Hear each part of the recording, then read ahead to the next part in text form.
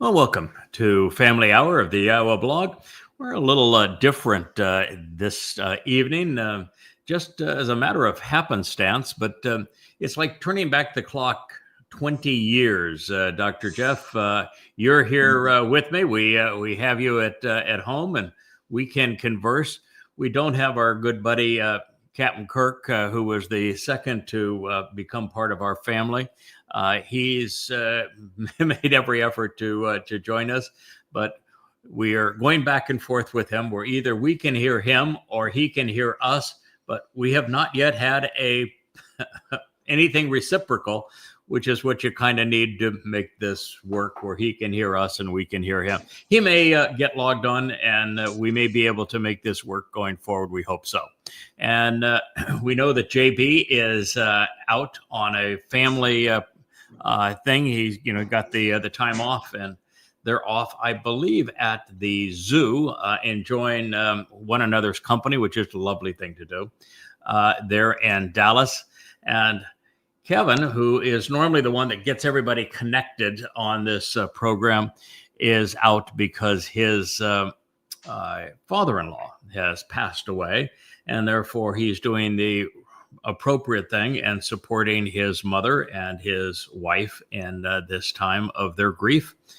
And so we will not have Kevin. We may get a Kirk if he can both listen and talk. He has tried to come back into the studio, and we'll just see if there's any way that works. There's Kirk. Hello, can you hear me? There he is. Yes, we can hear Kirk, but can you hear us? Yes. Oh my goodness. So here we are. What we have here then is the old timers. We are the three that all go back almost 20 years together. So we'll have a family hour of the old guys. And that's a positive thing to do. One of the things that I wanted to return to, guys, since we're here together, is how I left the last episode here. We were talking about the conditions in the Gan'Eden, and how we all over time are given this opportunity to learn. One of the number one thing that I came to understand as we were going through the narrative of Eden this time was that God was really quite disappointed in Adam, and that he showed no interest in listening to him. He showed no interest in working with him, and he certainly wasn't responsive or engaged in a way that God could rely on him. And so the idea of having Adam in a relationship with YAHOWAH outside of the constraints of that garden just wasn't going to work.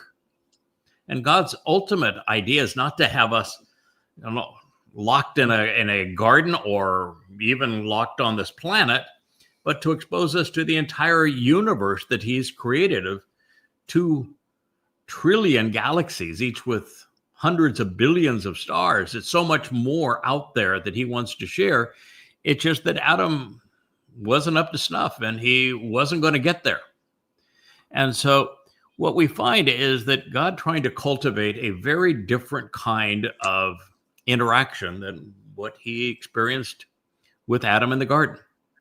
And he wants someone who is willing to learn from him. Otherwise, what's the point of having a relationship and being as smart as God is and having all this to share if those he's trying to do this with have no interest in learning from him and engaging with him? And what that took me to is this whole process of how we have developed in our understanding over the years. Because nobody ever develops any character until they have stumbled, until life gets to be tough, until something gets in the way that makes it hard. That's how we develop character. Not that either of you two guys have ever had a difficult time, right? I play golf. You play golf. Your hobby is golf, so you know all about it. Yeah, I remember. I plead the fifth. You played the fifth. Yeah, I know your history. You've had a few challenges, and when you overcome a challenge, it gives you great confidence, doesn't it? Yes. Absolutely. Because you know that life's going to bring another one, and when it does, you're proven that you can be counted on. You learn from it, and Kirk, I remember back in the day before you met the lovely Sylvia, that life wasn't quite as enjoyable as it is now. And of course, right now you're dealing with a health issue that is zapping your strength, making it really tough. But look with your big smile. So you're able to deal with a rough blow, and it's the way life's supposed to be. One of the problems I think with Adam is that because he was in a protected and sheltered garden, there were no challenges. Plenty of food, temperature was perfect, company was great. There were no threats of any kind, no obstacles. And under those circumstances, how do you grow? How do you prove to Yahweh that, if there is a problem, that you can get up and be trusted to grow from it? And so the whole idea is let's learn together. Let's grow together. Let's listen to what Yahweh has to say. And over time, develop a much more interesting relationship where we at least demonstrate that we're worth the time and effort, because Adam was not worth the time and effort. It's kind of a sad situation, but nonetheless, not only wasn't he worth the time and effort, there was no chance that he was going to get there, because for us to grow, we have to listen to Yahweh, and he didn't. And for us to grow, develop a relationship that's meaningful, everybody has to engage, and he didn't. And so one of the things we were talking about is that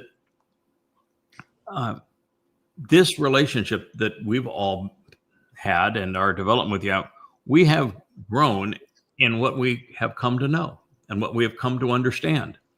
And that while you do that, there are going to be new evidence that you're going to consider.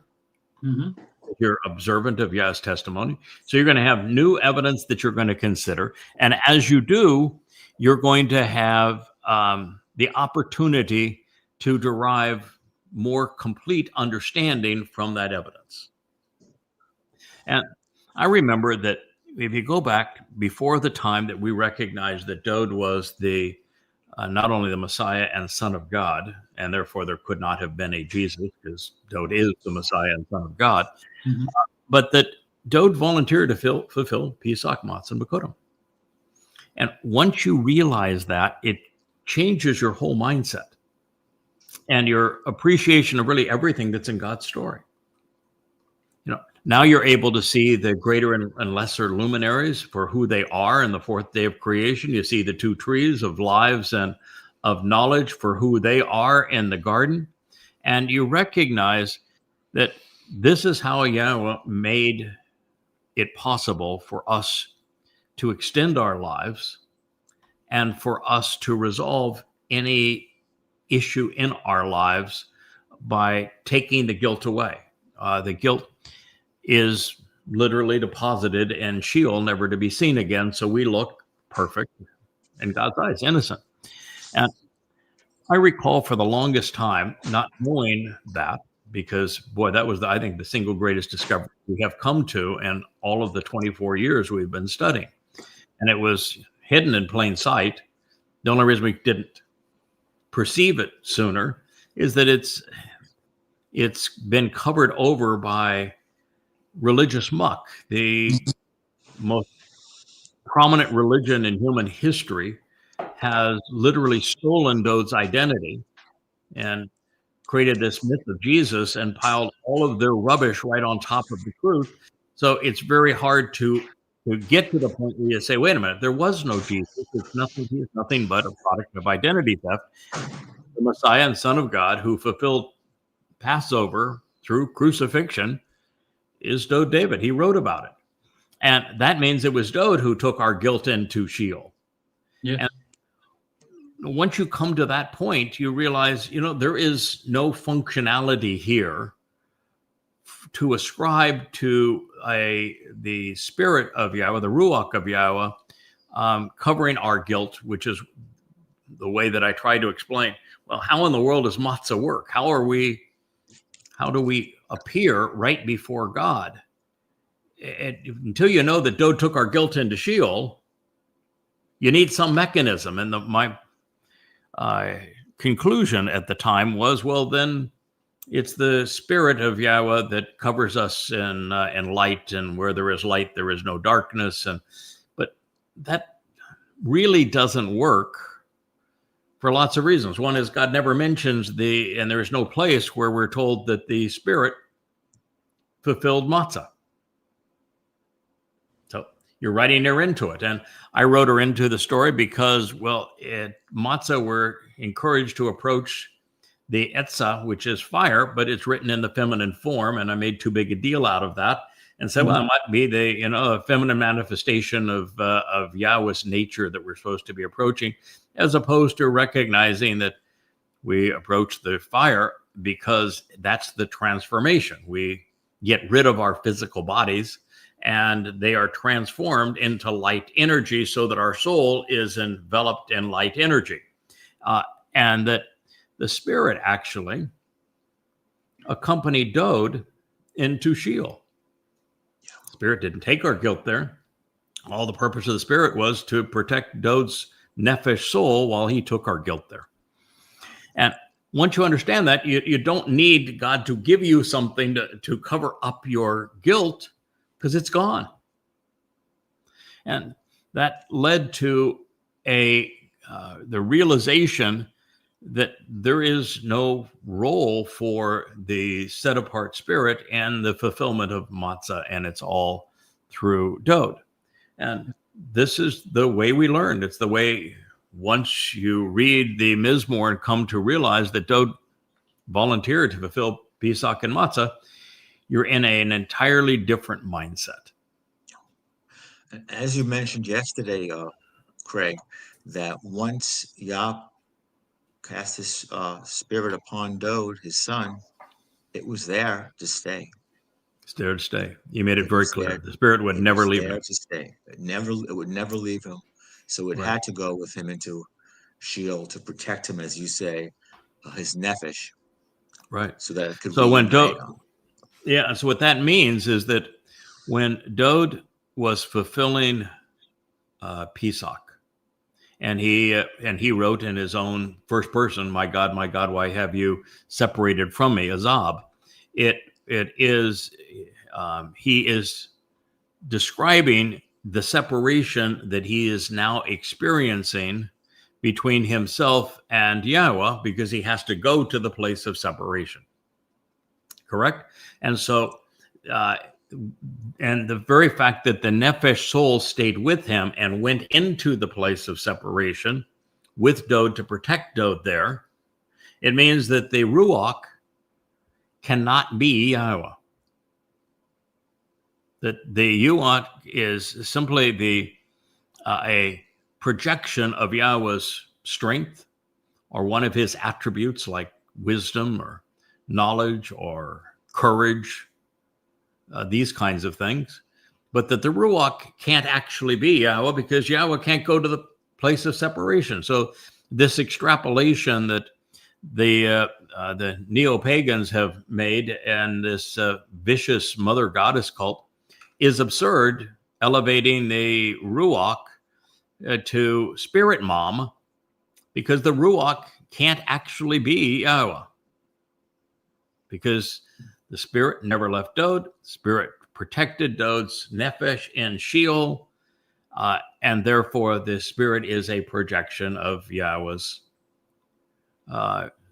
protection, strength in that regard. And we can take this the next step.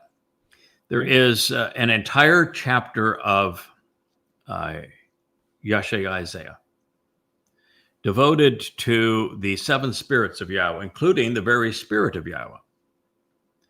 And we know the spirit came upon Dowd. We know the spirit came upon Moshe. Was Moshe God? No. Was Dowd God? Of course not. He's his son. No. And right, and yes, he was the influence of God. Elyon means that he was the influence of God, and that's what he's going to be going forward. The Choter has 7 spirits of YAHOWAH. That Choter represents the tree of knowledge. Last time I checked, I am not God. Now, I've got 7 spirits of YAHOWAH operating in me. It does not make me God. No. I'm pretty sure that's the case. Thanks. So, pretty certain of that.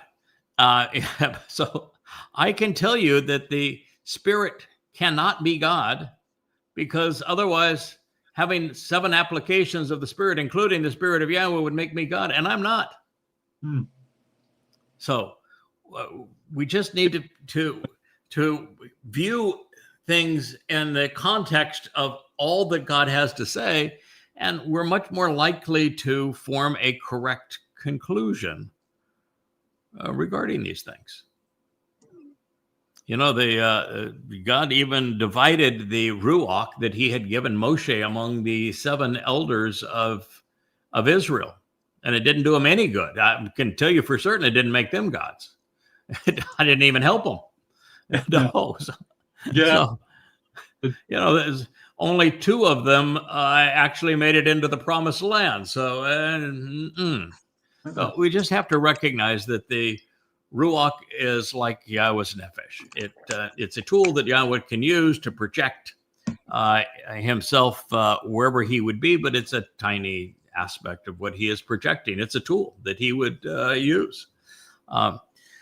And once we recognize that, then we're in a position to refine our knowledge, and we did so, explaining how Dowd fulfilled Pesach, Matsah, Bikuwrym. I think it is one of the great discoveries in all of human history, because now you understand how vital it was for these books, these YAHOWAH books, to ultimately not only introduce Yahweh's name so we came to know Yahweh, but also to reintroduce his beloved son, Dowd David, correctly as our Savior, as the one who fulfilled Pesach, Matsah, and Bikuwrym, so people can take advantage of it. And so one of the things that we're talking about is that once we realize that, so many of the other pieces of the story that God was telling us fell into place. You all of a sudden know how all of the other characters that God has written into his story intersect, and how they relate to one another, and how they contribute to all that God has to accomplish. And I remember that we go back to December of last year. We are without our social media manager, our webmaster, and our publisher. They all bolted on the same day, or within a week of each other. Yeah. And so the publisher was really helpful at highlighting aspects of these books that, and there's 35 of them, that we could update once we learned something new. And then had a template for updating them on the website, and immediately updating them once I dealt with them. She would give me the here's the passage that has the thing that you want to change, you want to improve, you want to refine. Here it is. And I would go through all 35 books. It'd take a long time to do this, but then she would be able to instantly update them on the website and at Amazon for printing. And so we ended up spending a lot of time. I bet it's a third of my time, maybe even half of my time, was updating the books. And, that's good. We kept them, current. When we learned something new, we shared it. Mm-hmm. But come December, with her gone, and at this point saying, so we don't have the webmaster anymore, don't have the publisher anymore, and what's the best? And the social media person bailed. So what is the best approach going forward? And it was then that YAHOWAH says, best approach going forward is we're going to change your approach, is what we're going to do. And first of all, I want you to start focusing on that menorah that's spinning over my left shoulder here, the one on the bookshelf right by me here. That's my symbol. And by the way, you also represent that symbol, as does Dowd. So we're going to go to that, and there is an easy solution to all of this. And he says, you're going to start talking to my people. You've learned what you need to know. You are the books now. You want to update something? We can update it instantly. Just literally, as you think it, you can update the record. And there is no more effective way now to communicate with people than there is through a vlog. You're going to be a blogger. I said, sure, yeah, okay, you're right. Well, I didn't actually say that because I've learned you don't ever question YAHOWAH when he wants something. But my mind was saying, a vlogger is, a kid that's still living in mom's basement. You don't have old guys that become vloggers. What do I know about that? You know how many posts I had presented on in social media at the time he said, I want you to be a vlogger? 0. Oh, really? Yeah, never. I had written 35 books, 25,000 pages of material. I was pretty good at writing. And he says, no, the marginal utility of one more book is very small. You're already overwhelming people with that books. Look at the books beyond on the shelves around it. The marginal utility of one more book is not going to make a difference. But you're talking to people will. And by the way, I wrote a prophecy about you talking to people, in fact, a bunch of them. So I appreciate if you'd honor the prophecies that I have made. So you were going to talk to people, and that way it's all instant. And today, the difference between the spoken and written word has changed. Because if you go back even 5 years ago, certainly 10 years ago, the only way to have a communication that was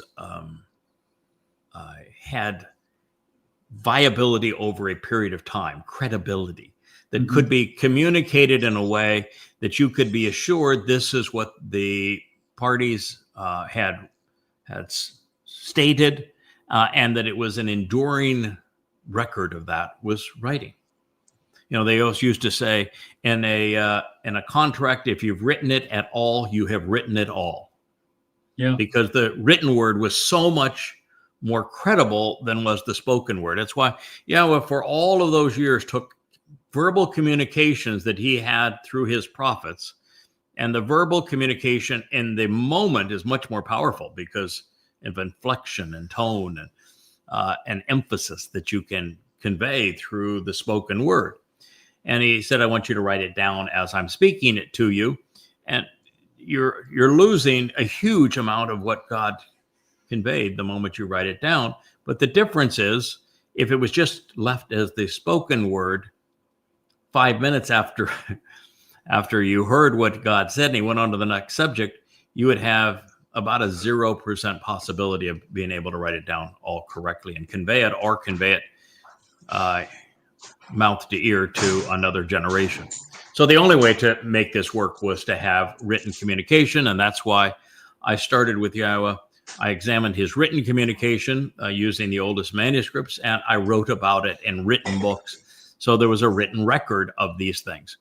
But something changed with the advent of Facebook and YouTube, and then eventually X, where spoken words now have legs. Spoken words have all of the durability, if you will, of the written word. Mm-hmm. Boy, if you've spoken it on the internet, it's there to stay.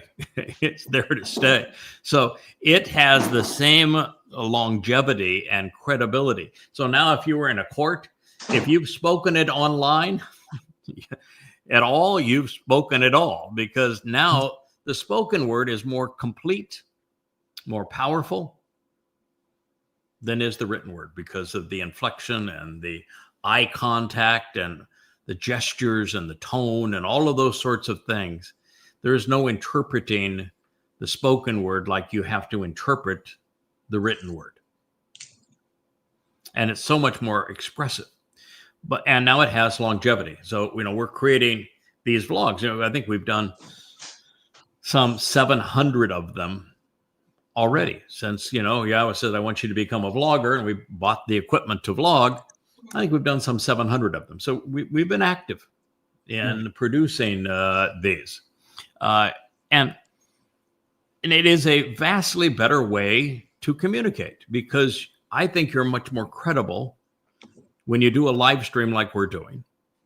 And you've got the camera there, and you've got us communicating with one another where you're completely vulnerable. Somebody can see who you are. They can hear the tone of your voice. They can know if you're stuttering all over yourself, whether or not you have to have multiple takes or breaks in between. We just turn on the lights and go. Here it is. You better know the material. And the wife can walk in the room. Yeah, and so it's a much more effective way. And what God realized is that not only had he foretold this was going to happen, and would the mechanism be available at the right time for us to do this, but it would be a much more compelling way to communicate with his people and a better way to keep things current. Mm-hmm. Now we don't have to go back and re-edit all those books. We learn something and we just go forward. Share it, build upon it. And what this has done is it's enabled the pace of what we're learning to expand exponentially. I am certain that we have learned 10 times more in this past year than we did in the 23 years that preceded it. I'm afraid so. Yeah. In fact, I've had several people now say, it's hard to keep up because they took a break from what we were doing. Life got in the way. They took a break, and they've come back in after an intermission, and you go, my God, where are we? It's just so much that has been discovered. It's a lot to recognize that there was no Jesus, because Dowd is the Son of God and the Messiah who fulfilled Pesach through crucifixion. And that's a lot. And then, just here recently, we learned that tree of knowledge in the garden and the tree of lives happens to be Dowd and YAHOWAH, and one points to the other. And if it wasn't for the tree of knowledge now, no one would know about the tree of lives and what Dowd did to open the door to life through Passover. And then this brings us right back to, the greater and lesser luminary and the previous chapter 1 of Bereshith Genesis, and understanding how they work together as signs for the Mow'ed, restoring witnesses to the eternal testimony. And in case you didn't get it, both in the 89th Mizmor, and I believe it's the 104th, God expressly says that the sun and the moon, that Dowd is essentially the sun, and that the moon never leaves his side. The moon is always there to support him. And that in the 104th, it's the moon fulfilling Mow'ed Mikre, and that the sun recognizes that YAHOWAH is the moon, and that they're going to work together to make all of this happen. He reinforces and explains his story. And that then puts us where we are now, which is a extraordinary acceleration of this knowledge, and just in time. We have now Leah here for Family Hour. We have also that baby Kara. Vera Kara. So we have Leah. And Wookie has already stolen her toy twice. Okay, well they don't play nice all the time. Well, they play as dogs, and therefore they steal each other's toys. So right. It has been a rapid acceleration of what we've come to know, and I think this is why YAHOWAH said, okay, the library is more than sufficient. Anybody can read any one of these books, and they're going to know who YAHOWAH is, what he's offering, what he's expecting in return. That, if I may, that was also prophesied. I don't remember the Torah address, but these are what Yah was calling the latter rains. Before a harvest, late rains make your crops yield extra fruit. Right. And that is what's happening. Since we ditched the hangers on and the branch that was broken away, we have exponentially learned. Oh, of it course. has been raining down on you. Yeah, and Quite frankly, and the insights have been extraordinary. yeah, and part of that too is that being the tree of knowledge, and we've learned that the Choter is not a messianic symbol at all. We've known it wasn't messianic, but the world's still lost in that myth. But the Choter is the tree of knowledge, and God makes that explicit. There is overwhelming the evidence that God has provided that the Choter is the tree of knowledge. And it says that true tree is parah, saying that the true tree is fruitful. I have planted a lot of seeds in my day. Oh, you have? And I planted a lot of saplings in my day. I have never had a seed produce fruit in its first year or second year or third year. No. I've never planted a sapling that was 3 or 4 years old that was any good at delivering useful fruit within a year or two. Fruit trees take a while to mature. In fact, you've got to really do a lot of cultivating, a lot of protecting and nurturing and husbandry with fruit trees before they are productive. And that's the nature of the tree of knowledge. Its fruit is very effective today, but it took in our case, it took 24 years for that tree to become as productive as the tree is now, as fruitful as the tree is. It began to deliver fruit fairly soon after it was put in place by YAHOWAH, reestablished by YAHOWAH. But the fruit has become much more prolific as a result of God cultivating this and us taking the time to allow the tree to develop. And, that's where we are. I say we're learning at a prodigious pace. Indeed. Almost every day someone will come into my office and I'll be working on a translation. Usually now we're really directed by YAHOWAH to where he wants us to go. Somebody will say something that is demeaning or critical or slanderous, and God says, yeah, I knew they were going to say that. Go there and you'll find the answer you're looking for. And so we're doing a lot of that, and the answers are so exciting that fast as you share them, you discover them, you want to share them. Hey. So it is pretty extraordinary in that regard. We have Cara, I think now is biting Rich, either that or the cables or something of that nature. And so, we have an unruly family sometimes. So quite frankly, we are growing exponentially, and along with the new team that we have in place, it has been this ideal environment for us to share it. The development of the YAHOWAH vlog has been the perfect embodiment of that, and particularly here over the last 6 months, we grew almost within months to the maximum number of followers you can have on Facebook. We have grown exponentially, and we have many, many YouTube sites. We're on Rumble, and we're on Instagram and TikTok and so many other places. And the only one I would say that remains a challenge, and we are still probably 100 times more popular there than we were previously, would be X. And it's mainly because on X, everything is run through Grok, and Grok does not like anyone that says anything that's outside of what's popular.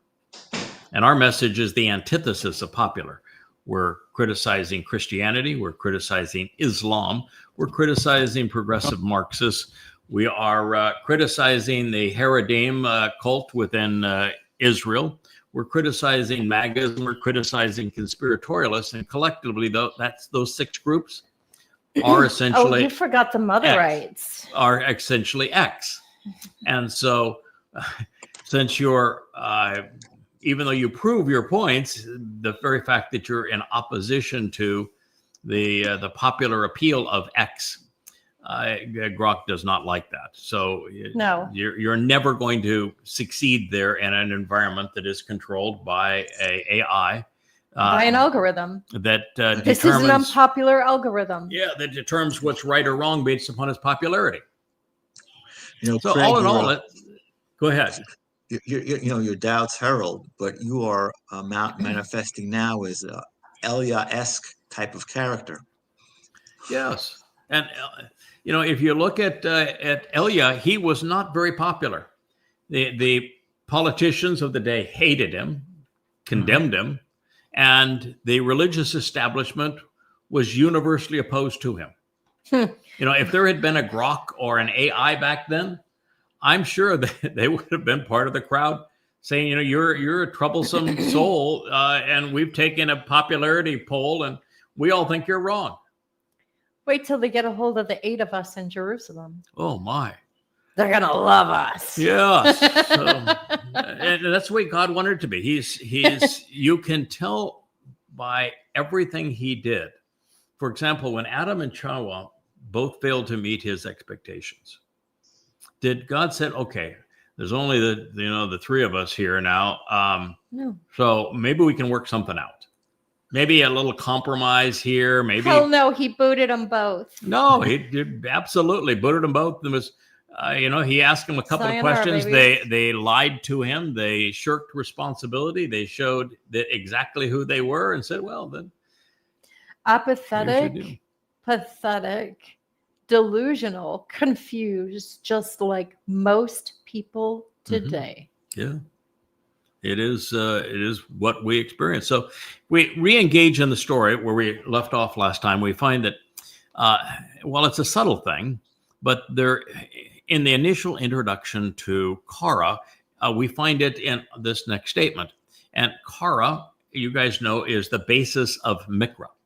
Those are the 7 annual invitations to be called out of this world, or to be even called out of the protective nature of the garden, so that we can meet with and engage with God, read and recite his testimony, and be welcomed into his company.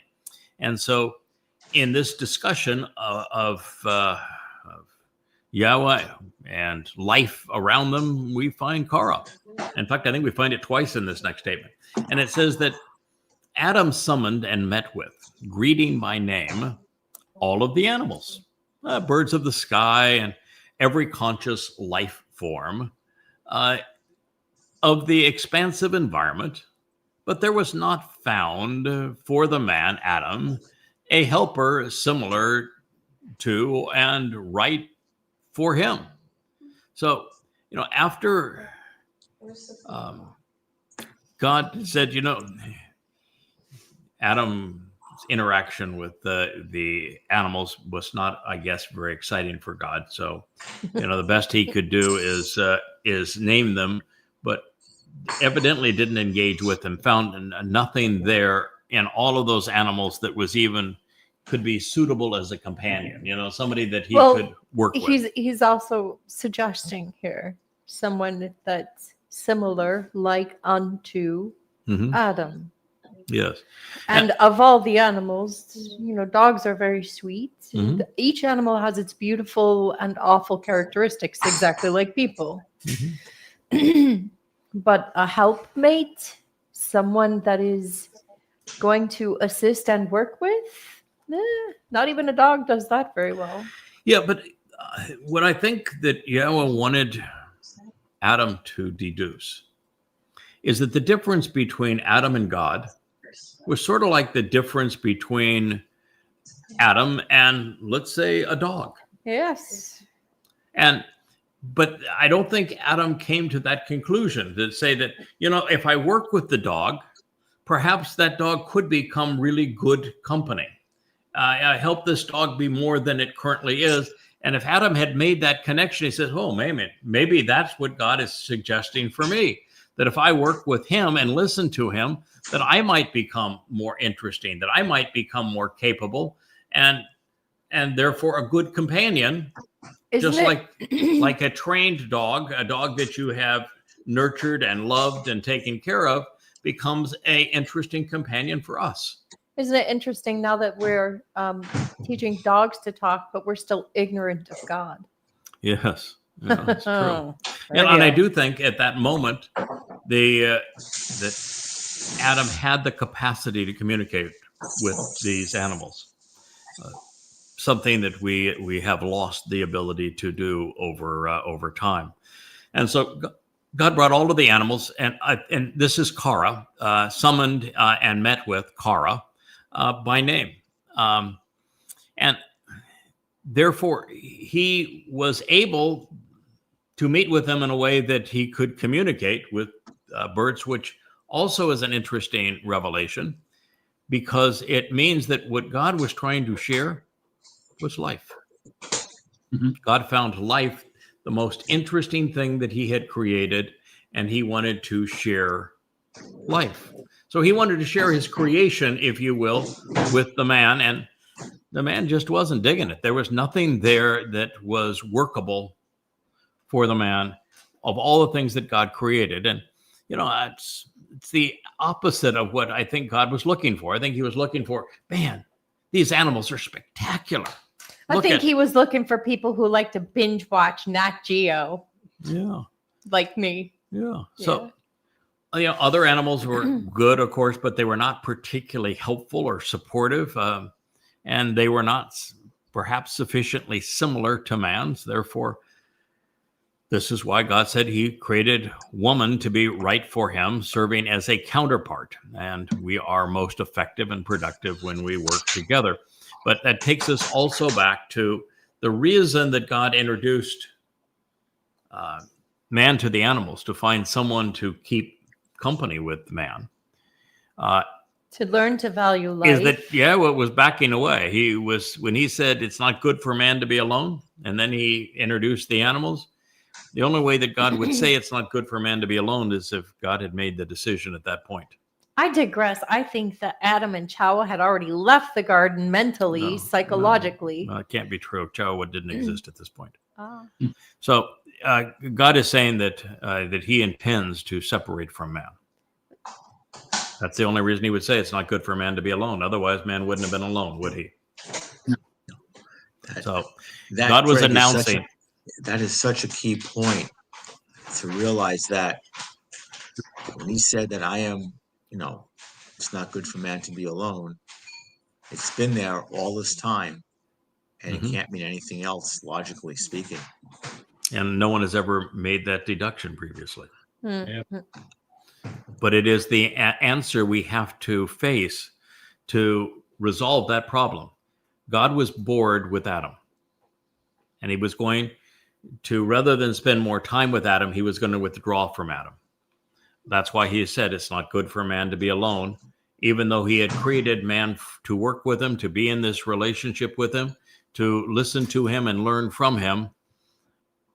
He said, not good for man to be alone, which means God was going to leave him. And if we want to return to God in a meaningful way, we have to not only recognize that God said that. Yes. We must also figure out what it was about Adam that wasn't satisfying for God. God had other things to do that were more interesting to him than talking to and interacting with man. Well, I think at this point, apathetic Adam and speaks her mind YAHOWAH, they didn't have anything really interesting to say. No. And I think that Adam's potential, we're talking about Adam, the bigger idea of Adam, is there. It's always been there.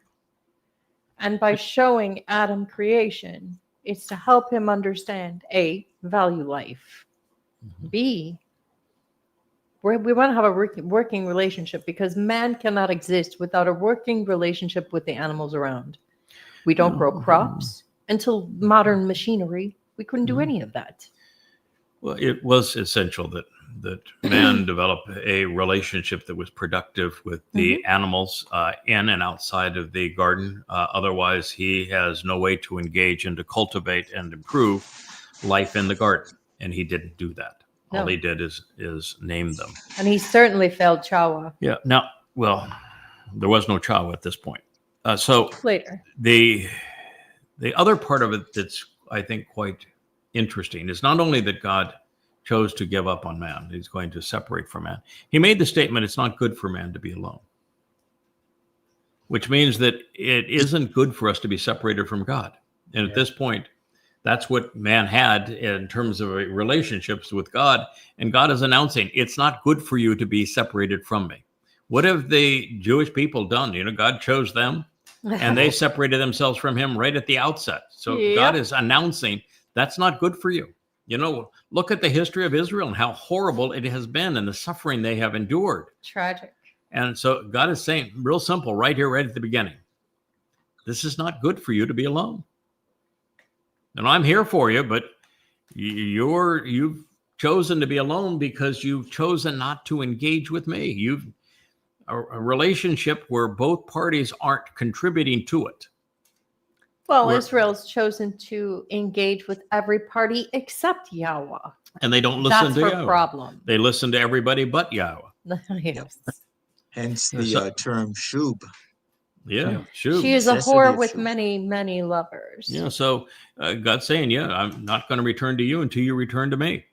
So returning to God is important because it's not good for man to be alone. So now this note, the verb that Yahweh selected to present the conception and arrival of woman from man is surprising. It is Nephal. And you know what Nephal means? Fall. It means to fall. It means to fall. And it's exceedingly telling. To humble oneself, to be meek. When you concede, well, it just means to fall. When you consider what were the people called outside of the garden, when Yahweh said, I regret that I have created man, and he decided that he would eliminate those outside of the garden with a nasama. What were those people called? Nephilim, which is the plural of what? Nephal. And so the very people that God eliminated were the fallen, weren't they? When God sent the spies, two people from, somebody from every one of the 12 tribes into the promised land. And 10 of the 12 came back and they said, we're humbled by what we saw. We're scared by what we saw. What did there were Nephilim in the land. What did they imagine seeing? They said there were Nephilim in the land. They said there were Nephilim in the land. Could there have been Nephilim in the land? No, because the Nephilim were eliminated with the flood. So they acknowledged their own fallen state by imagining the Nephilim. By projecting. So, and all of those who did imagine back that they were frightened of the Nephilim, which were imaginary, God says, you're good as dead. You're not going to go into the promised land and you're all walking corpses. So this is a really loaded term. It is a term that's used throughout the Torah and prophets, and it means to fall. That's all it means, is to fall. And it means to go, by fall, it means to go from a higher position to a lower one. Now, it can convey becoming inferior through failure and neglect also. And particularly insightful in this regard, the victims of the flood, as we have just acknowledged, Leah said, were Nephilim, which is a derivative of this verb. It is the plural of this verb. So it is not an auspicious occasion for man or for God. What we have perceived as beneficial would lead to the very fall of man, to his degradation while he slept. And upon further investigation, man's decline was the result of Adam being somewhat tardama, listless, apathetic, showing signs of lethargy. He appears to have shirked some of the work, if not all of it, that God intended. He failed to be diligent. And isn't this the story of man ever since? It is the laissez-faire intellectualism that permeates society today. Yeah. What is the reason that nations like America have huge debt and are so unproductive? These people have become dependent, haven't they? Nobody wants to work. They feel like they have entitlements. Everybody was screaming that there's 40, 50 million recipients of food stamps that weren't getting their food stamps. Well, what were they doing to contribute to society such that society should give them food stamps? Well, what is it? What makes somebody entitled? Being dependent? Being dependent doesn't contribute anything. And if you reward failure and you punish success, you're not going to have much success, and you're going to have a lot of failure. And this was the conditions that we were witnessing. So this next line is riveting, and I am certain we're the first to discuss it and to point out what actually happened. And Yahweh Almighty, he caused the fall of man for being somewhat comatose due to a lack of work and diligence. Apathetic Adam. Tardama, to the point of lethargy and apathy, from randam, from being asleep and somewhat unconscious. Asleep at the wheel, just like most people right now. No, said this before. So it's The 99.99%. There it is, right there. That is the 99.99% right there. Okay. Comatose. But it's right there. It's obvious. It is cause the fall. Now, fall means to fall. Yeah. The subject of the verb is Yahweh. The object of the verb is Adam. Man, Adam. So if the subject is Yahweh and the object is man and the action of the verb is to fall. And by the way, the hiphil stem. What is the hiphil stem? The subject causing the object to engage in the action of the verb. Right. Good. The subject causes the object to engage in the action of the verb. The action of the verb is to fall. The imperfect, what does that mean? It's ongoing.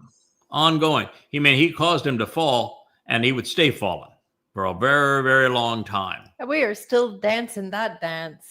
So here's pretty clear. Yeah. Subject of the verb is Yahweh. Object of the verb is man. The action of the verb is to fall. And the stem of the verb says that the subject causes this fall to occur relative to the object. How can you interpret that any other way if you're paying attention to the words? Then Yahweh Almighty, he caused the fall of man. You can. And I think, Craig, it's really worth noting and making it absolutely unequivocal that it was not, was not Chawa that caused the fall of man. It was Yah himself, for the reasons you just elaborated. They want to put him anymore. What's wrong with you? Yes, and once you recognize that it was Yahweh that caused the fall of man, now it is incumbent upon us to figure out why. And then once we figure out why Yahweh caused the fall of man, to ascertain what we can do to rise, to get back up. Stop being apathetic and a crappy listener. Right. Well, the first clue would be the word that follows, tardama. Stop being lethargic. And so when we're told that Yahweh, the first thing that Yahweh told us about his intent with man is that he would work in the garden. Mm-hmm. And lethargy is the antithesis of diligent work, is it not? Absolutely. And so there's a clue. Mm-hmm. So one of the first things we can do is engage and be productive with God. Mm-hmm. Yeah, Yahweh will turn you into a workaholic. Yeah, well, we are workaholics. That is for true, isn't it, Rich? Yep. Always have been, even before I got here. So Yeah, It's an INTP thing. yeah. Mm-hmm. Well, And she did. Yeah. he slept inert and inactive. Yeshin. He was unmotivated and sedentary. There's your second clue. Mm-hmm. Call imperfect, third person masculine singular. Speaking of Adam, he was inert and inactive. He was unmotivated and sedentary. Most people sit around watching TV today, don't they? Yeah. Or So- YouTube. So wait till you hear what's next if you study the root of the words. So he grasped hold, this is Yahweh, so he selected and took, called imperfect, third person masculine singular. One of, now we always just translate this as ribs. It's Tesla. Mm-hmm. But you know what the actual meaning of Tesla is? It means to be lame. It speaks of lameness. It's to be limp and lame. Rather than being upright and walking with God and having a backbone and showing some, character. Maybe it's the other half of that floating rib. He was lame. He was listless. Mm-hmm. That's. Would you have thought that Tesla, which every time it's rendered is rib, but if you look up the actual meaning of Tesla, Lame. it's not actually rib. Is that the Lame. primary initial first? Meaning of the word, yeah. Yeah, Lame. lame. If you're going to say you're lame, you'd use the word Tesla. It's from the verbal root to be limp and lame. Mm-hmm. Lay a noodle. It's God's laying it all out here. It's just, how did we all miss it when it's this He is obvious? calling Adam a loser. Yeah, The a wet lazy noodle. So Loser, yeah. Yeah. That's Is Oh, the he's loser calling Adam. word. Yeah, he's calling Issue of Adam. the lazy and apathetic with a bad attitude and can't listen or So- follow directions. That's a loser.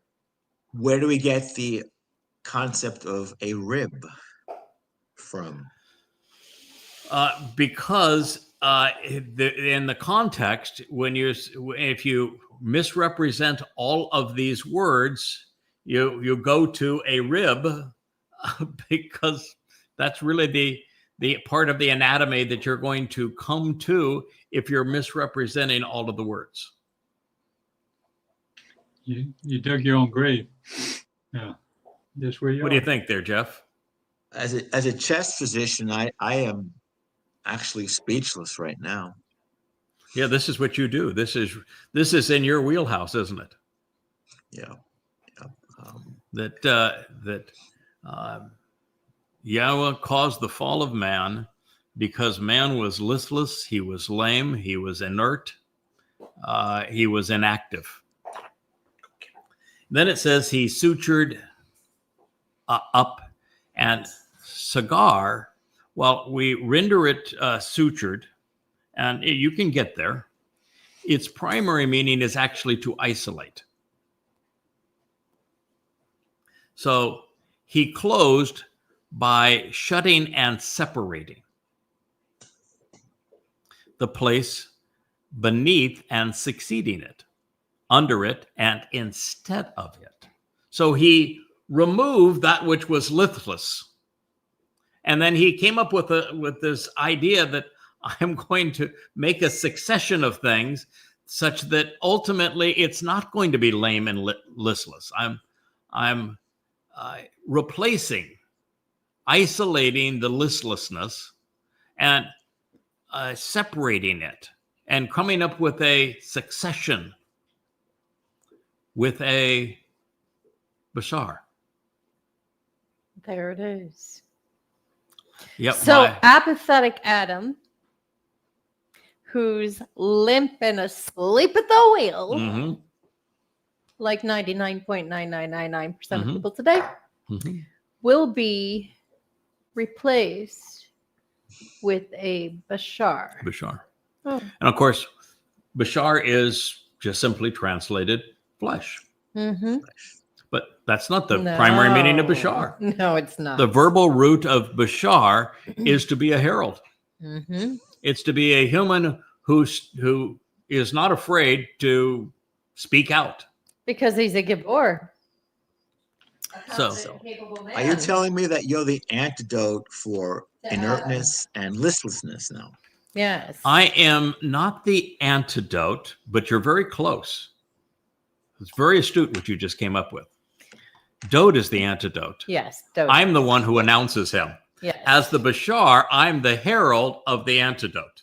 Mm-hmm. Okay. That's what God is saying here. Through the progression of events, there would be a herald who would acknowledge the antidote. The antidote, the guy who engaged, It's Dowd. the guy who was bold, and the guy who was really smart, the guy who listened to God Mm-hmm. and communicated what he had learned from God, the guy who was constantly learning and constantly acting, engaged, bold, courageous, the guy who fell down and tripped over his own feet and tongue countless times, but always got up. And the guy, when it really mattered, fulfilling Pesach and Matsah, when he had to be counted on to do the right thing, the guy that did it, he did it.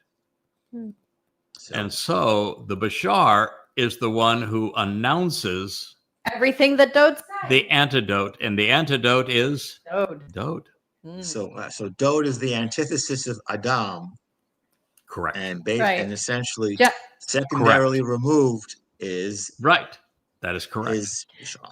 There you go. Okay, so Correct. Dr. Jeff, in your world, basically he's the pharmacist and the filler for the prescription. Yeah. Mm-hmm. So isn't that spectacular? Yeah. Now we understand that God caused the fall of man because man was listless, and he came up with a solution that was going to be announced by a Bashar. This makes And me we want to are- be a tree. This makes me want to be a tree hugger. Yeah, there we go. We're all a bunch of tree huggers Yeah. here. A bunch of hippies. Yep.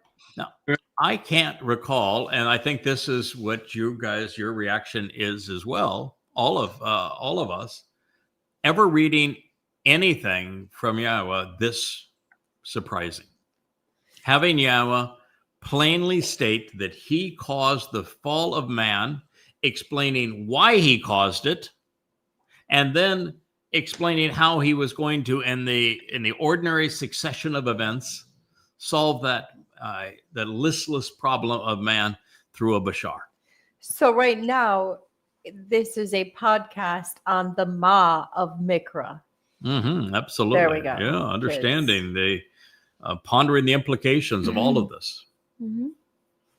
And it was written in a way so that if you weren't paying attention to the words, if you weren't No, if you were exceedingly- reading man's version of it, Right. you're done. Yeah, so if you're reading a translation of it, they all went in the same direction, superficial. They all wanted to present that Chawah, which they renamed as Eve, was the cause of the fall, and they didn't want to recognize that God created the fall, and he created the fall because Adam was listless. He wasn't engaged. He wasn't listening. He wasn't active. He wasn't contributing to the relationship. And that this would be the announcement of a Bashar to explain precisely what was happening here. And if I may, I think this is why Adam's being listless and apathetic and lame, that he's not teaching his woman anything. And that's why YAHOWAH feels sorry for women today. But of course, there wasn't a woman at this point. There would be, but there still wasn't. So now what we have is the realization that YAHOWAH introduced Adam, man, for the purpose of working. And I would like to ask you, gentlemen, since that was the prime objective, first thing that God mentioned Yeah, it didn't relative work. to Adam was he wanted him to make a contribution to the garden, make it better. Can you list for me the ways that the story explains that Adam made a contribution, please? Never You can even, begin. Why don't you begin, Kirk? okay, yeah, I don't. My problem is no. The answer is no, nothing. But, Nothing. got all those I can tell you. dogs, and you don't want to play with the dogs. You don't want to ride the horse. You don't want to. You want to No. climb, Yeah. pick some Right. fruit. Hey, Right. what's Yeah. wrong? You know. Yeah. Make some jam out of the fruit. Make a fruit salad. Groom the milk the goat. Shear the sheep and make some fancy clothes or something. Do something. I can tell you what Adam Train contributed. the dog. Yeah. I can tell you what Adam contributed. He was busy gorging on the tree, the fruit of the tree. That's what he was doing. Yeah, or scramble some eggs. Figure chicken lays eggs. That's pretty clever. Those things are really edible. If I put them over a fire, this is really good. We can do some really good stuff here. Nothing. So he was a lump, not even on a log. He was a lump, but not on a log. And so it. Here we go. We have an explanation. So, while the word is not mentioned here, its inference lingers. Our nephesh soul is our consciousness, and it depicts a living organism's ability to observe and respond to stimuli in the surrounding environment. It's the evidence of life, and it is what was being anesthetized. And what we have here was that Asher. She is moving the table tremendously, which is now I'm looking at my notes and there we are. We're a little more straight now. Thank you. But what we have here is that Adam wasn't paying attention. He was given a nephesh soul to observe and respond to the environment. He was doing nothing. He was just napping. And then he was given a nasama to think these things through, to make an intelligent conclusion, and he wasn't able to do that either. So man should have been aware, should have been responsive, but instead he became apathetic. So I think the implications are profound because this astutely depicts the nature of humanity throughout the ages. I look around now and I read posts on X and Facebook, and you just shake your head and say, God, the overwhelming preponderance of people are just really stupid.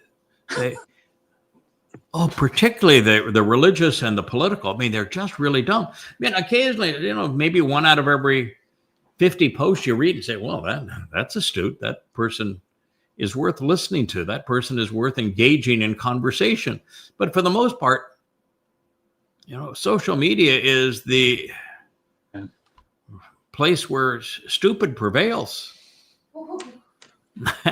It's just preponderance of people remain appreciably degraded, tragically unaware, lacking initiative due to the neglect of our nasama. Think about how stupid you have to be to promoting the bleeding and tortured, thorn-wearing Jesus nailed to a death stake and say, this is our God. Ew. He's saving you. Ew. And you say, wait a minute. Your God is a man? Or how dumb What? you have to be a Catholic. You want to say, you're telling me that your God is so inept that men can kill him? You're telling me you think that you're celebrating your God by showing him being tortured, and you can't get past him being tortured. And you think that's a good thing? Let's suppose your God was real. Do you think he's going to be thrilled with you for constantly picturing him being tortured? It's just so absurd. You just say, how could people be that dumb? How could people be so dumb to think that God wants you to annihilate humans and that the reward for killing a bunch of people is virgins in paradise? I mean, you look at these rabbis and the videos they produce of them celebrating their religion, and you say, wow. Stupid. It's just stupid. For most of what you're describing, Craig, is to call them dumb, ignorant, and stupid would be an upgrade. That would be actually a compliment. Yeah, because they're zombies. They're the walking Asleep at the wheel. The walking dead. The comatose, apathetic Adam. So we lack initiative. We have neglected our Nasama conscience. Nobody is thinking. Well, very few are. Now, this is the reason that religion and politics have prevailed in controlling the masses. The people are easy to fool because they don't think.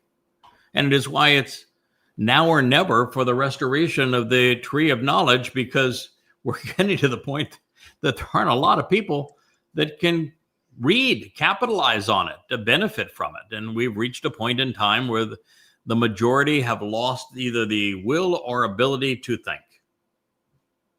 People have lost the desire to read as well. Yeah. Well, that's why we're doing social media. Yeah. So beyond this realization that most humans are neither worth saving nor capable of being redeemed, and that's the case. We're no better than was Adam.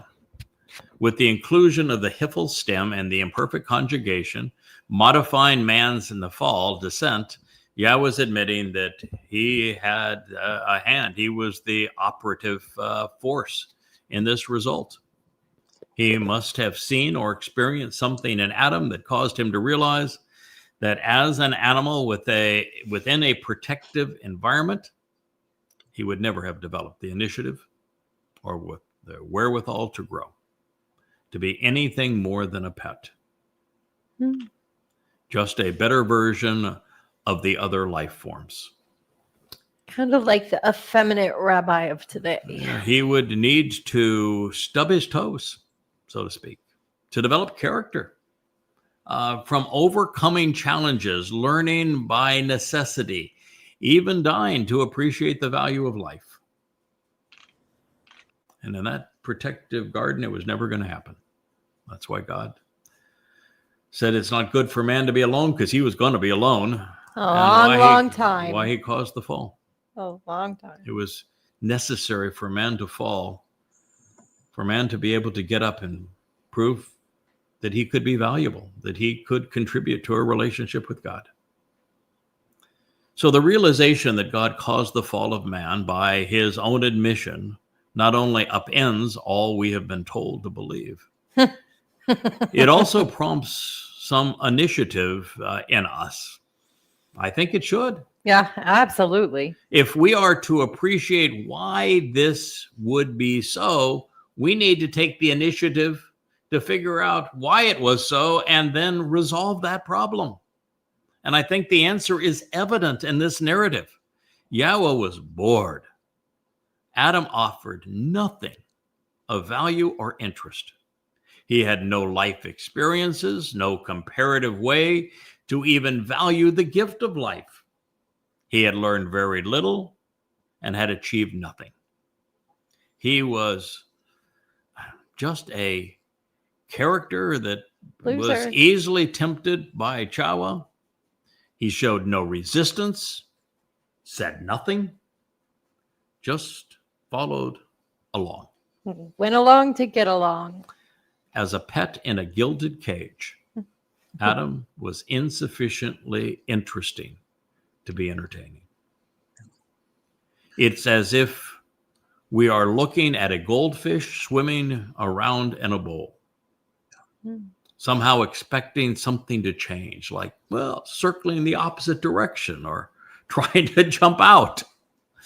After a few days, weeks or months and years of nothing but an occasional bubble, bloop, bloop, boring. It got old for God.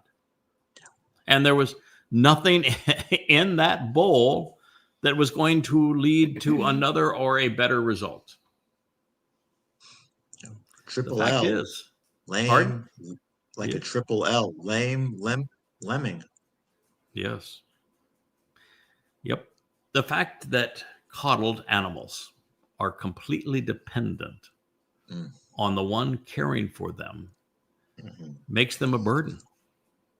They do not exercise their muscles or their brains. They accomplish and contribute nothing of value.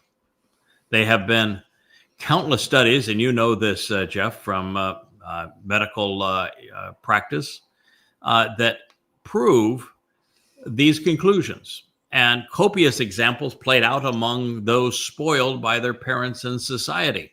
We must overcome challenges. We must work. We must learn to develop character, to progress, and to contribute.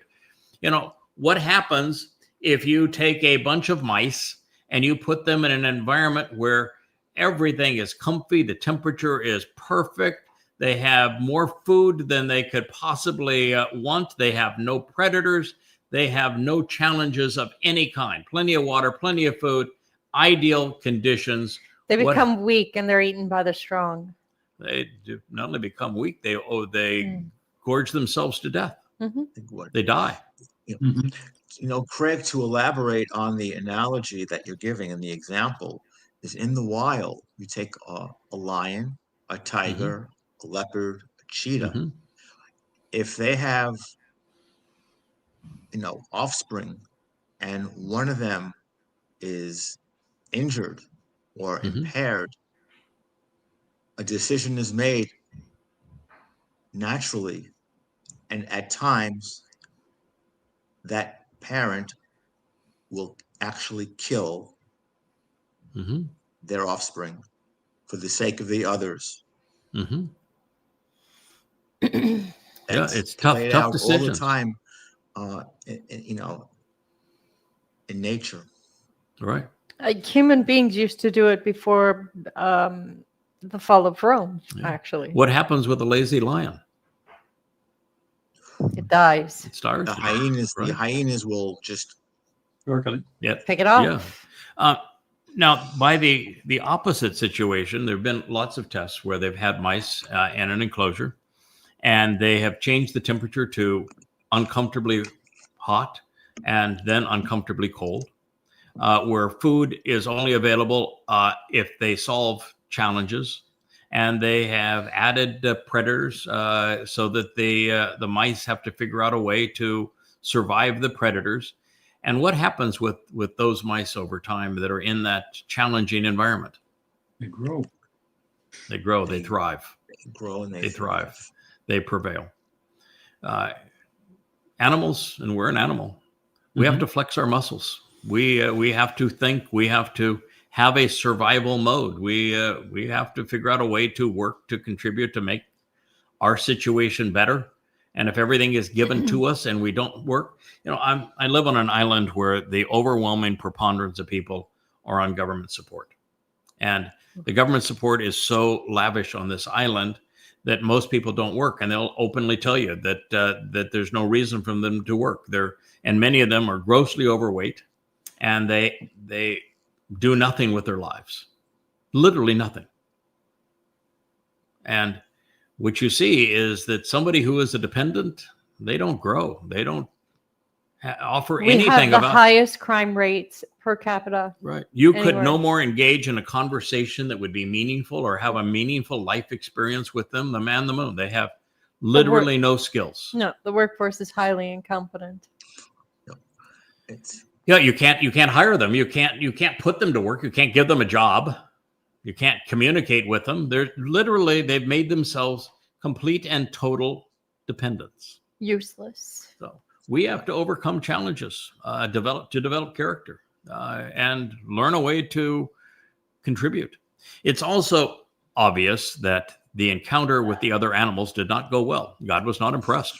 And so he created the woman to conceive something, well, that could be far more interesting. Men who would have to think and work to survive, a life form that would have to develop a backbone and learn to stand on his own by having fallen, only to get back up and try again. This would only be possible if there was a way to reproduce life and someone to overcome challenges with and to think through these things outside of the garden. Truthfully, YAHOWAH was not created for Adam in the garden.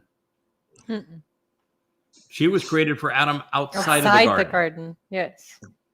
Makes sense. Because they could reproduce and they could work together with different skill sets to raise a family.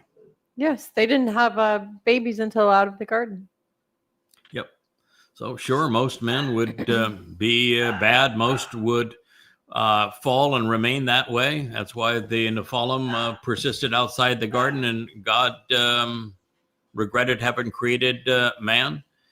But eventually, some men and some women would be worth the effort. It would just take a long time. So 6,000 years. Go ahead. Craig, just to double back on what was said a moment ago, the term hormetic, HORMETIC, is a wonderful creation by Yah in our bodies physiologically. It's a stressor. And on a very basic level, our physiology is such that when you jump into hot water, jump into cold water, exercise, make yourself uncomfortable, you will strengthen your mitochondria. And for those of us who can remember back to microbiology, it's the energy powerhouse of the cell. And you will strengthen your body. You will attenuate, overcome illnesses. But on a very basic level, we were designed for that hormetic. For stress. Yes. For stress. And muscles, if you're going to function as a person, you have to have muscles. If your muscles all atrophy, you won't survive, correct? How do we strengthen a muscle? We have to work them and tear them, don't we? Yeah. You're very intuitive and smart in what you're saying, in that the most grim prognosis for someone, regardless of their age, is when they lose lean muscle and strength. Things such as a grip, when that begins to go, that really is it heralds a very poor prognosis. Yes.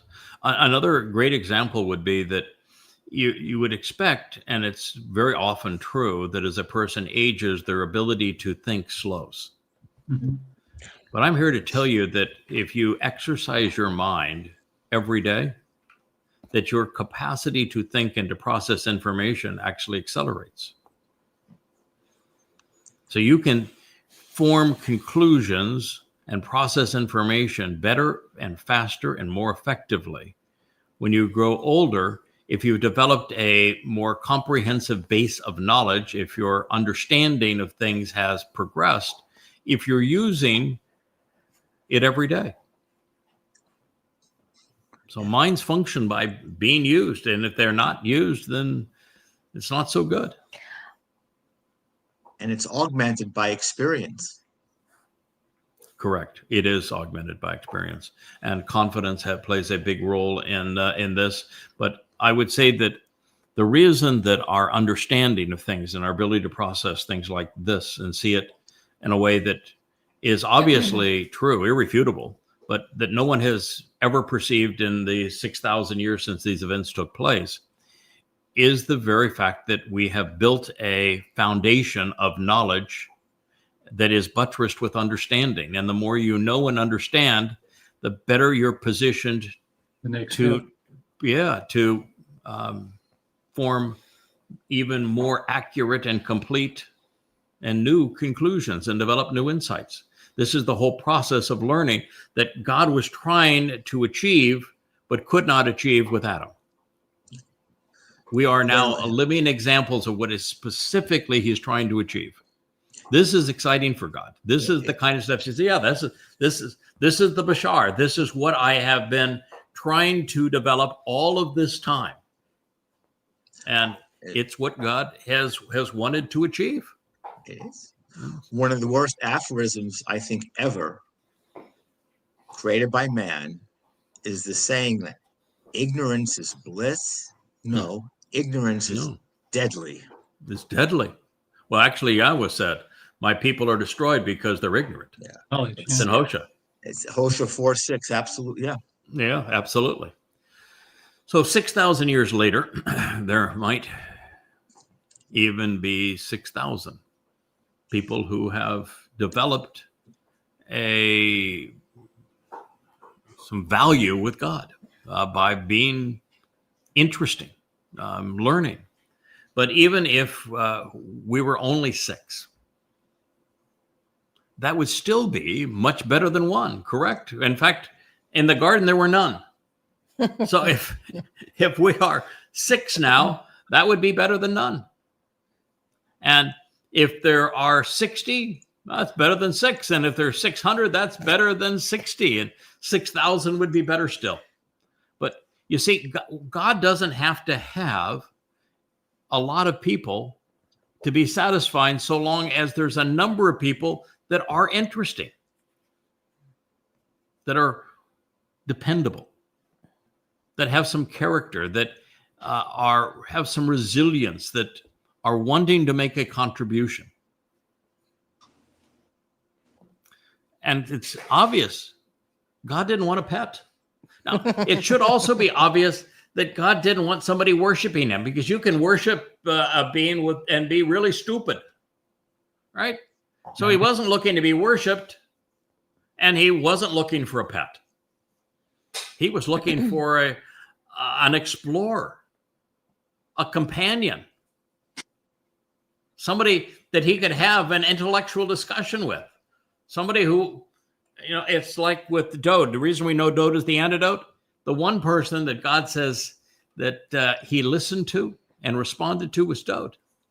So Dowd was intellectually challenging. Dowd was Chokmah? Yeah, was willing to work at it and made contributions such that God said, yeah, I'm listening to him. Yeah, this is what God wanted all along. That's why he chose Dowd. So God wanted an explorer, a companion, someone who would be capable of challenging him, of questioning him, of negotiating with him, of contributing to the relationship with him, of having overcome challenges by learning and growing. In other words, rather than somebody that's humble and meek and that big God up there. Yeah. Exactly the opposite. The opposite. So confident in their relationship with God, they would challenge God. So confident in their relationship with God, they would wear an ephod and dance in front of him with nothing else on. Yes, exactly. There you go. It harkens back to the concept in all of man's religions about the ridiculousness of raising. Let's raise God up in prayer. Let's elevate him. Like a man can do that. As if. I mean, I guess you can if your God's no bigger than a man. That is right. But you can't do that if your God's a God. Yeah. Worship and praise. Oh my. And be humble. A listless person is plenty humble. That's not the answer. Therefore, God caused the fall of man so that one day men would rise, wiser, better equipped for the ordeal that lays ahead. And perhaps this prepares us to better understand the nature of the Etz tree.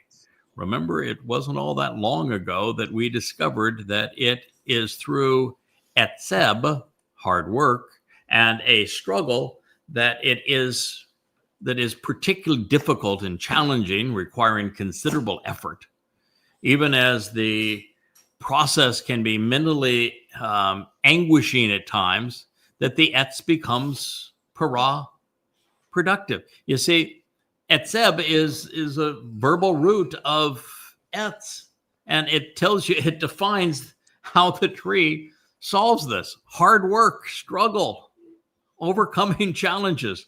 That's actually the definition of etz and etzah. If I may. Yes.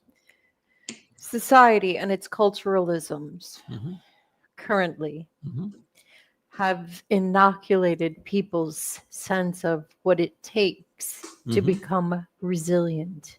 Yes. They want to coddle them, protect them, and, they want to produce weak people who are easy to control. Of course. Yeah, the more humble and meek people are, the easier they are to control, because they're not willing to stand up against the authority. May I ask something? Sure. That human experiment of lording over each other is gone awry. Yes, Kirk. Well, I was just considering the past few weeks, it's come up multiple times where you're being attacked, we're being attacked, all of Yes. us, about with such a silly argument because you don't have all the answers all the time right now. And it's like, at what point, I'll just give you a parallel, which is not good. But as an artist, you barely can make a few marks, and then you start to develop, and then you figure things out. Now, and throw that piece of paper away, and throw that piece of paper away. I sent you a bunch on that picture, on ink drawings, and they're really kind of messy. But you had to develop up, and it's like almost like a sculpture. You pat it here, and all of a sudden it takes form. So, but you don't actually know how it's going to come out until you're playing. And the same thing I've ever done, I knew all the fundamentals. I was taught those about golf, but it takes a long time to practice, and you don't have all the answers. Why do they expect to, even intellectually, it's the same thing? Why does everybody expect that you've got it all right there, and why would God not want you to work for it? It would put you back into this situation. If God wanted to create a person that was fully developed, then they would be just like him, and that would be boring as all get out. And that's not what he did, is it? No. And so for this particular cult that is doing this, first of all, they have to recognize that the basis of their cult is wrong. Their claim was that I didn't recognize enough about the maternal nature of the Ruwach spirit, and actually I overemphasized it. So the very complaint they had is the opposite of what they said. And then they said that there is a spirit mom, and that they're going to speak for the spirit mom, and that's over too. Both of those concepts are wrong, and they haven't come up with a single insight that has any value. So here is a group that is wrong about everything, including their own inception and their purpose. And yet they would be critical of somebody who has come up with 10,000 profound insights that no one has perceived previously, and is sharing new insights at a prodigious pace. Wouldn't that make them just complete and utter useless hypocrites? Yes, absolutely. And that's what God is opposed to. Now, I'm not complaining that they exist, because that is the whole test that God is creating, because he wants us to demonstrate that even when the attack comes from somebody who you previously had a relationship with, if you can overcome it, if you can stay the course, if you can prove that you can be relied upon, even when there is an insider attack, you're exactly what God is looking for. I'll tell you, Craig and Kirk and Leah and Rich, that if it's good enough for Yah to evolve from Adam to Dowd, then it's good enough to have and garner these insights and not be perfect. Moreover, to double back on what I said a few moments ago, to use that term hormetic, thanks to the mother goddess cult, that served as a hormetic for you to go back to Gan'Eden. For all of us, yes. That's exactly right. So that was a stressor for you that has enabled us and helped us to grow. What would it be from a data dump, the term you use a lot? Yes. What's the benefit? If God gave Adam or you or me everything he knew right from the beginning, what would be the purpose of having a relationship? Where would you go from there? How would you learn? What would you contribute? If you're given everything at the beginning, what would you be able to contribute? How would you ever demonstrate that you were thoughtful, that you were a good listener, that you wanted to learn, and that you wanted to respond if you started off with everything? And that's just the people not thinking. It's Adam was not created with everything, obviously. And Adam didn't develop anything, so therefore God says, I'm going to part company. And outside of the garden, we were given this chance to rise after having fallen, and most people didn't. But eventually, somebody did. His name was Along Dowd. came a Bashar. Yeah, and then the Bashar came along to explain that this is what happened in the garden with Adam, and why Adam was not acceptable to God, and why Dowd was. And then what Dowd achieved for us. It's really a powerful story. And imagine being God, and you say, okay, I've provided all of these clues, all this information. It's always been there. Nafal, for example, has always been there. And it's always been there that I said it's not good for a man to be alone. And all of it's there. And then all of the clues as to what I wanted from Adam that he didn't do. Always been there. How would you like to be God and say, wow, so somebody did figure it out? It was always there. I knew that man had it in him, that somebody could figure it out. And you've got to be thrilled if you're God, right? I would say. Yeah. And then, oh, by the way, I put all sorts of obstacles in this person's path, and they overcame them. They just stepped right around them, right over them. They used the obstacles to grow. This is, and who has worked harder? I mean, God wanted somebody to work with him. Good God, we've done 12 to 14-hour days for 24 years. I was so tired I dropped my dinner tray tonight. Yes, she did. Sorry. Yeah. Well, Asher wasn't. She got a second dinner out. Yeah, Leah does not play the 5-second rule. No. So, yeah, there you go. But we're boys. Boys do. We're just different than girls. And in that regard, I've never met a guy that wouldn't play the 5-second rule. No. For women that don't know what that means, if it falls on the floor, if you pick it up within 5 seconds, it's still good to eat. It's not dirty. It's totally true. We're all that way, right? Women aren't that way. It's disgusting. No. Sure. Well, my wife will have a conniption fit over a bug that is somewhere in the room next to her, and then she cringes when I go over and squish the bug with my finger so I can remove it so she can feel comfortable. She, oh my God, you touched the bug! What's wrong with you? Yes. It's all good now. Don't touch me with that hand. Yeah. No. Clay, you don't appreciate the crunch? No. Oh God, no. No. I other than bugs and creepy crawly things and so that sort of thing. No, when it comes to that, I'm very much a girl. Otherwise, I think like a man. Now, one of YAHOWAH's favorite plants is the vine. It produces grapes, correct? Yes. Do you know that if you plant a vineyard in perfect soil, it gets the perfect amount of rain, perfect amount of sunshine, that the grapes that come off of that vine are not sweet, have no flavor. And it's only when that vine has struggled, when, the rain, there were some dry periods in there and maybe a little period where it was a little too wet and the soil was a little rocky and it really had to work to produce. Those are the sweetest and most delectable grapes of all. Imagine that. Imagine that. Something. Yeah. Yeah.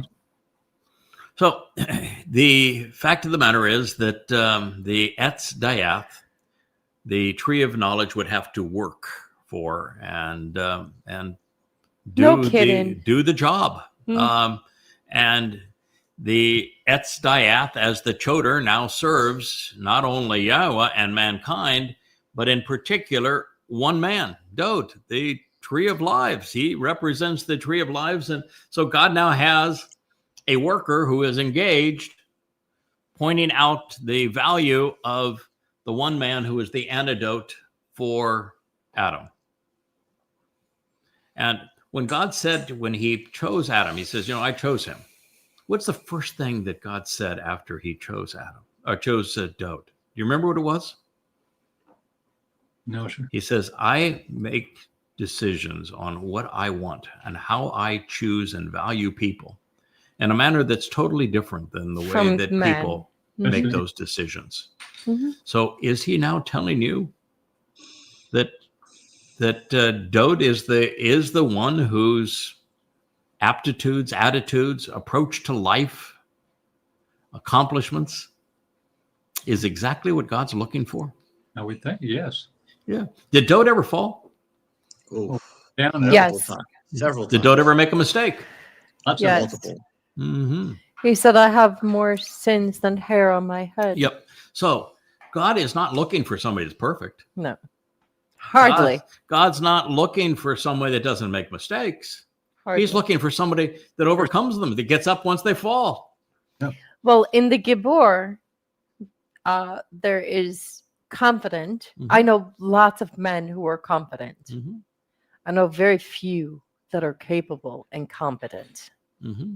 Yeah. So the two must go together. And so Dowd was brilliant. So God obviously likes a thinking man. Dowd was articulate. So God evidently likes a talking man. Dowd, by the way, was one of the very few people that would take God on. They would say, I'm not happy with this. This is not working for me. This is not good. He would take God on. He would go right after him. God would never back down, by the way. And but he worked it out with Dowd because that's something he was looking for. He wasn't the only one, but he was very successful in negotiating with Yahweh. Absolutely. Mostly with Yahweh, he sold what he wanted to do, which is to serve as the Passover lamb. And he was very successful at convincing Yahweh that it was the right call.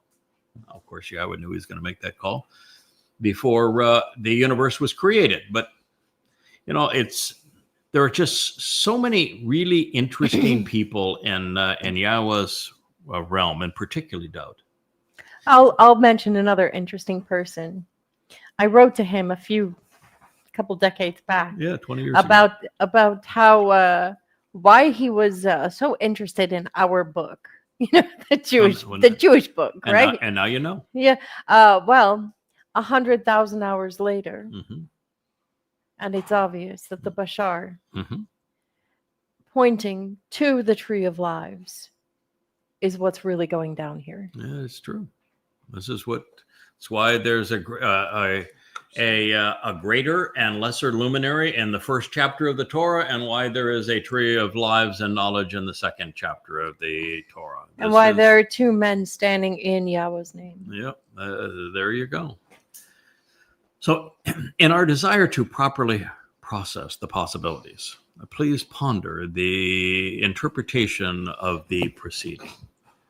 So, Yahweh Almighty, he caused the fall of man for being somewhat comatose due to the lack of work and diligence.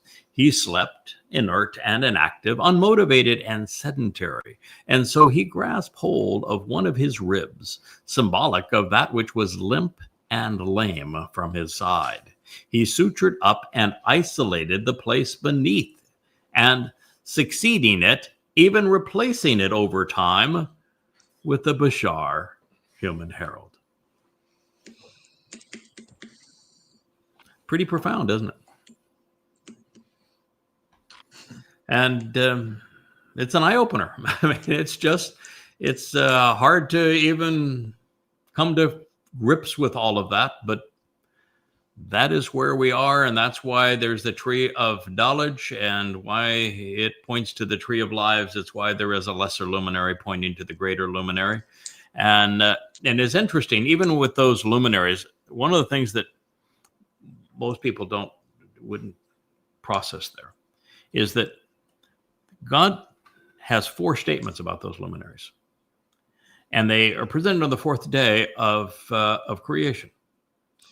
And neither are the sun and the moon, because God has Shemesh and Yara as the words for sun and moon. He didn't use them, and he's using Ma'or every time, luminary, and never once used the terms for sun and moon. And of course, the sun and moon had existed long before plant life was created, and it was created on the 3rd day. So he's not talking about creating the sun and the moon, not even talking about the sun and the moon. No. That are greater and lesser luminary, and they would be signs for the Mow'ed. And it's written plural.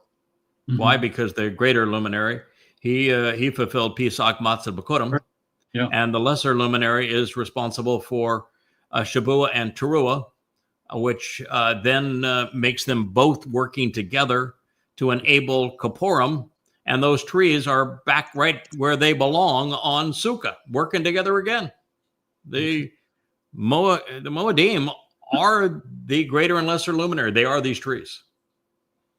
So God said they're signs for the Moedim. And then he went as far as to say that both of these luminaries, the Maor, he says they're both Gadol.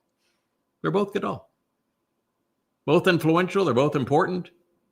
He just says that one is more important than the other. Yeah, because the one who serves as the firstborn son, the one who enables the benefits of the covenant, the one who is the exemplar of the family God's trying to achieve, the man who is the antidote for fallen man, who gets back up and rises, he's more important than the person that says, oh, that's the most important guy right there. Got to be paying attention to him. That's Dowd David, man. He's our Messiah. He's the Son of God. He is our Savior. He is our returning King. And it even says that he is the sovereign, and he's going to return to the sovereign, and it's the lesser luminary's responsibility to serve him. But then it doesn't leave the lesser luminary without responsibility, because he says in the time of the darkness, the lesser luminary, he's the leader. He's the one that's going to lead my people. Nobody would know without him. That you wouldn't know. And so it's just, right there in the first chapter of the first book of the Torah, you've got it all laid out. And then you open the second book of the Torah and you've got these two trees. And that's their role. We're right back to the same exact story. And the knowledge of what is actually transpiring here is being brought to you by the tree of knowledge that finally is becoming fruitful. Isn't that beautiful? I know. Yeah. Amazing. And by the way, the whole story is all about what grows out of YAHOWAH, and such that it can be parah, fruitful. And what is the individual that sacrifices his life on Towrah so that Yisra'el might live? Adam and Parah. Whole stories laid out right here for us. So, fact of the matter is, Adam was lethargic. He lacked the desire for diligence. It is a fact that should have become evident, because after Yahweh told us that man's purpose would be to work in the garden with him, we're never told of anything Adam actually did to improve his situation or to make life more interesting or productive. He wasn't productive. Adam was looking, or Yahweh was looking for parah, for productive. And perhaps when equating this to the Etz Dayath, I have already invested 24 years of 12-hour days developing Yada Yahweh. Oh, sure, it's been rewarding, but it's also been challenging, and we've had to overcome all manner of obstacles. Most recent is the name of this series. And overall, we've comprehended more about God, learned more about God than really everyone up to this point combined. If you look at what Dowd wrote in his Psalms, you could put everything that Dowd wrote in this one volume. In fact, the third volume of this really just focuses on Dowd's 109th Mizmor, and then you look at the Coming Home series, and we've got Dowd's Mashal and his Mizmor. If you were to take everything that's in the Torah, prophets, and Psalms, it's equivalent to about 1,200 pages. All of it. Yada Yahweh, it's 25,000 pages. Gives you a comparison. So sure, it's been rewarding, but it's clearly been challenging along the way, but we've been productive. We've not only turned to the oldest extant resources, the Dead Sea Scrolls, but we've scrubbed every word of the religiosity by removing the diacritical markings that were added thousands of years later by the Masoretes while exploring every conceivable connotation. The reason we were able to deduce this is the lesson of Hebrew is that verbs, actionable words, describe the meaning of nouns. Mhm. And so we're able to deduce the meaning that was intended by not relying on somebody's religiosity, but instead by looking at the actionable nature of the verbs that underlie them. And this has developed a wealth of insights, explanations, commentary, some of which we've just shared in this program. So days became weeks, weeks became months, months became years, and years decades, and we have never relented. And you guys have been exceedingly diligent. But, think of, now Rich here and Kevin and Leah. But, think about giving up everything that you had, every hobby, every toy that you had, been able to purchase and become skilled at operating. You gave it up. I gave them all up. I used to play golf too, not as well as you did, but Oh, yeah. I was at the golf club in years and years and years. I love to fly. I don't own an airplane anymore.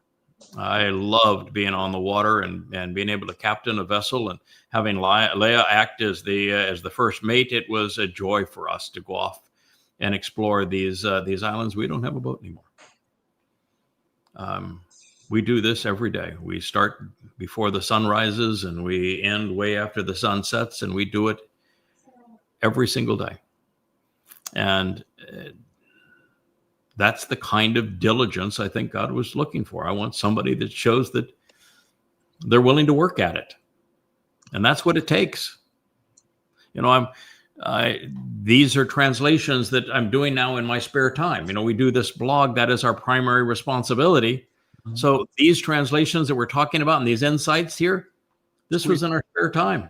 This was between blogging. It's a labor beyond love. It is. Yes, yeah. Certainly a labor of love. And I'm duly impressed with our king. I'm duly impressed with his father. Yeah. And I'm duly disappointed by their people, but it's our job to resolve that. Yeah. And we're going to. So to think without the utter foolology of the neo-pagans at the want to make God a hermaphrodite at the mother goddess cult, it is unlikely that we would have returned to the garden in pursuit of these insights. I knew I had to return here because I knew we had done a program about a month previously on how YAHOWAH represented so many. We haven't even got to YAHOWAH yet in this story, but how YAHOWAH represented so many interesting things. I knew I had to return to the garden. And oh my goodness, I didn't. Did you expect that this is what we're going to discover? No. No. Just like when you went into Numbers, we weren't expecting what was going to happen then. Yeah, when God said, I want you to go into Numbers 12 to explain how you're supposed to deal with this cult when it first arose.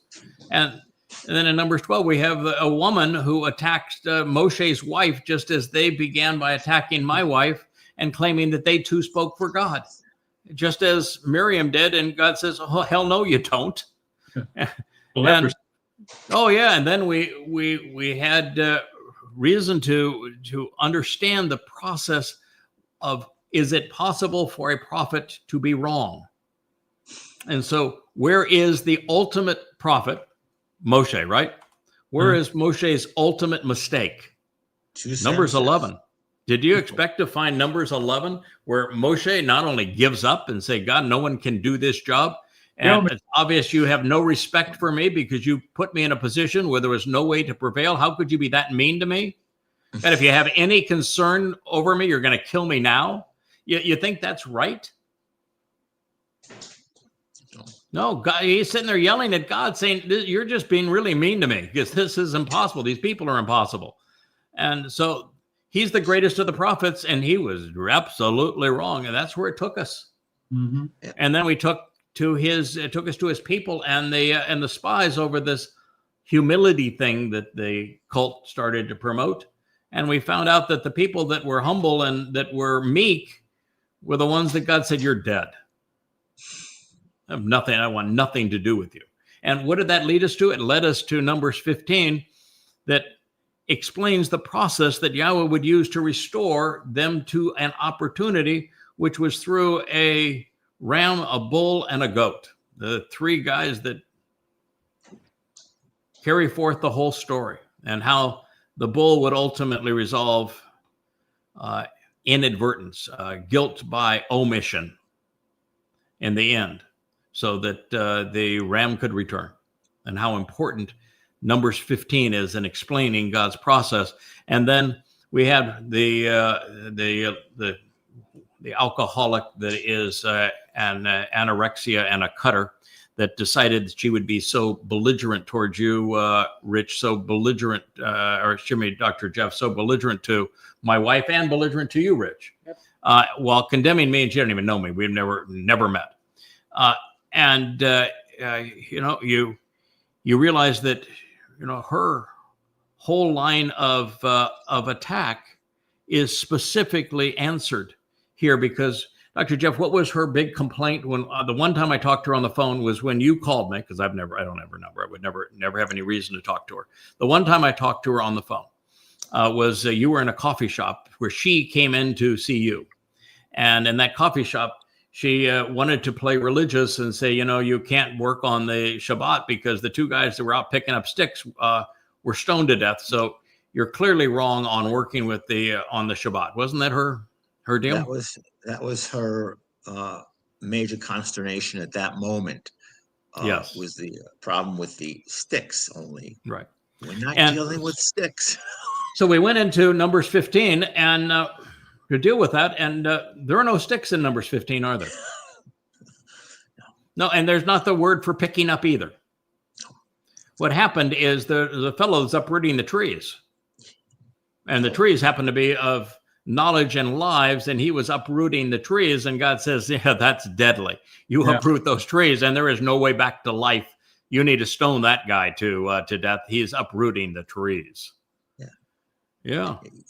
And then, of course, the religiosity was the same woman had a whole assortment of tizzits, and you find out the tizzit has nothing to do with a interwoven threads that you would wear outside of a garment. That the tizzit is actually the flower of a flax, and it's supposed to be one inside the hem of a garment, so you're the only one that sees it, and it reminds you of what happened when the flax blooms, which is Pesach, Matsah, and Bikuwrym. She is the fruit. She represents the fruit of the Messianic and Hebrew roots movements. Correct. Completely lost to religion, and lashing out at you, me, and Rich because of her utter frustration with her life. I'm not going to mention her name. It's not worth mentioning. But this is what we're up against. And look what we learned when we went to Yahweh's testimony and how powerful that was. And do you think that this woman could say, thank you for pointing out that I was wrong. I appreciate you taking the time to share this and to help me understand that the Hebrew roots cult that I gave up everything in my life to be part of was wrong. No, she quadrupled down and has just been on a negative spiral. Yeah, and so then when their next attack on us was complaining that I said you can eat anything you want, and I said no, I didn't say that. I said Yahweh says that. That's quite a difference between I said it. You're going to quote me correctly. What I said is Yahweh says you can eat anything you want, and so they condemned me for that. I had a whole host of people that says, I'm a liar and terrible, and you ought to throw away yada yada because Craig says you can eat anything you want. Well, what does Yahweh say in Devarim? Doesn't he say you? In fact, didn't he say it like 4 times over? You can eat anything you want. Yep. And didn't he say you could eat the unclean, the clean? It doesn't matter. You eat anything you want. It has no effect on you. There's only one thing you shouldn't do. What was that? Not think about it, or he's asking. No, drink blood. Drink blood. I want you to pour out the blood on the ground like it's water. Yeah. Why? Because Contagion. what you eat only affects your body, and your body is meaningless. The blood affects your soul, and God actually said so. The blood is is essential for the life of your soul. Why? Because the blood of the Pesach Dowd is on that doorway to life that is essential if your soul is going to live. And why? Because that mortal remnant of Yisra'el is able to be purged of their religiosity because the blood shed by the Adam of Perah, who's the bloody red man from the earth. There's a reason that Yahowah tells us that the man from Edom is bloody red. He's tired and red. And why? Because the blood that is shed is the remedy for your soul. So don't screw with the blood, because it's for your soul. And don't worry about what you eat, because your body is meaningless in all of this.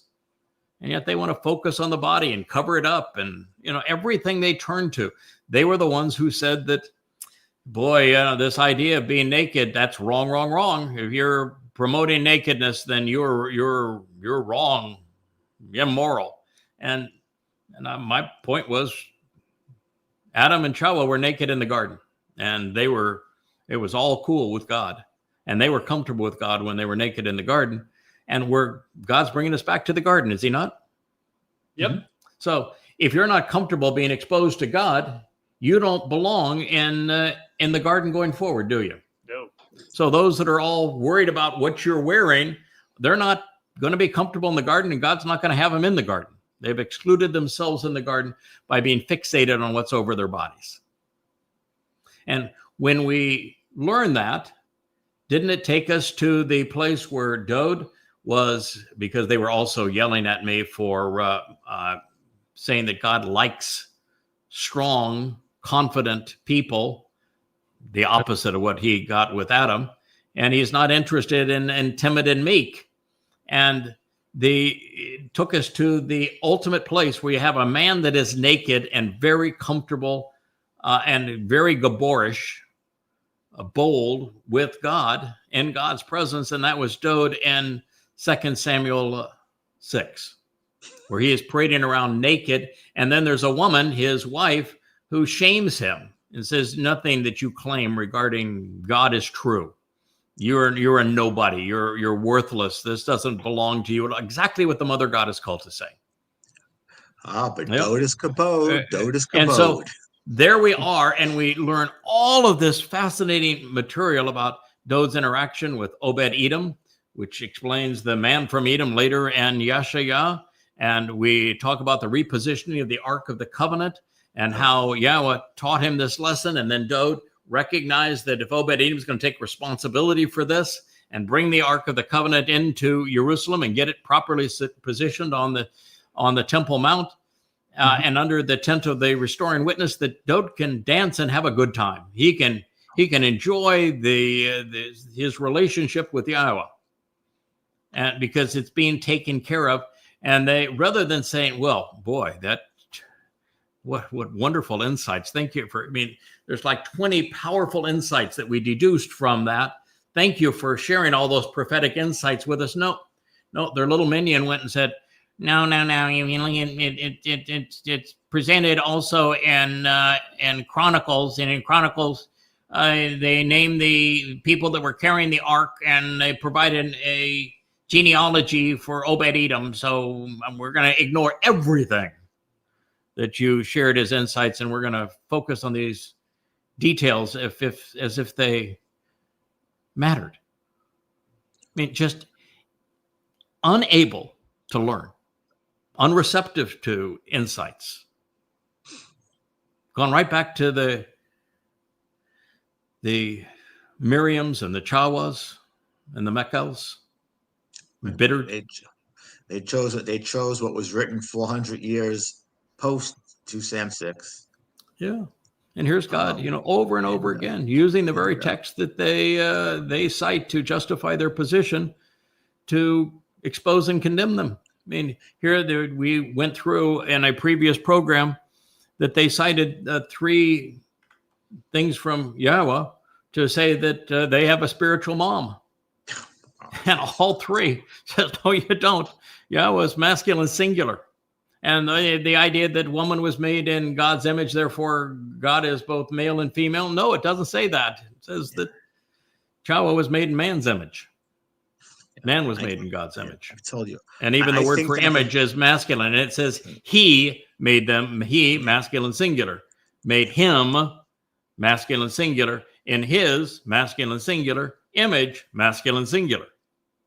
And so Craig, maybe we can get our brother Shannon to make them T-shirts and hats that say masculine singular. Oh yeah, or a hat or something. Masculine singular.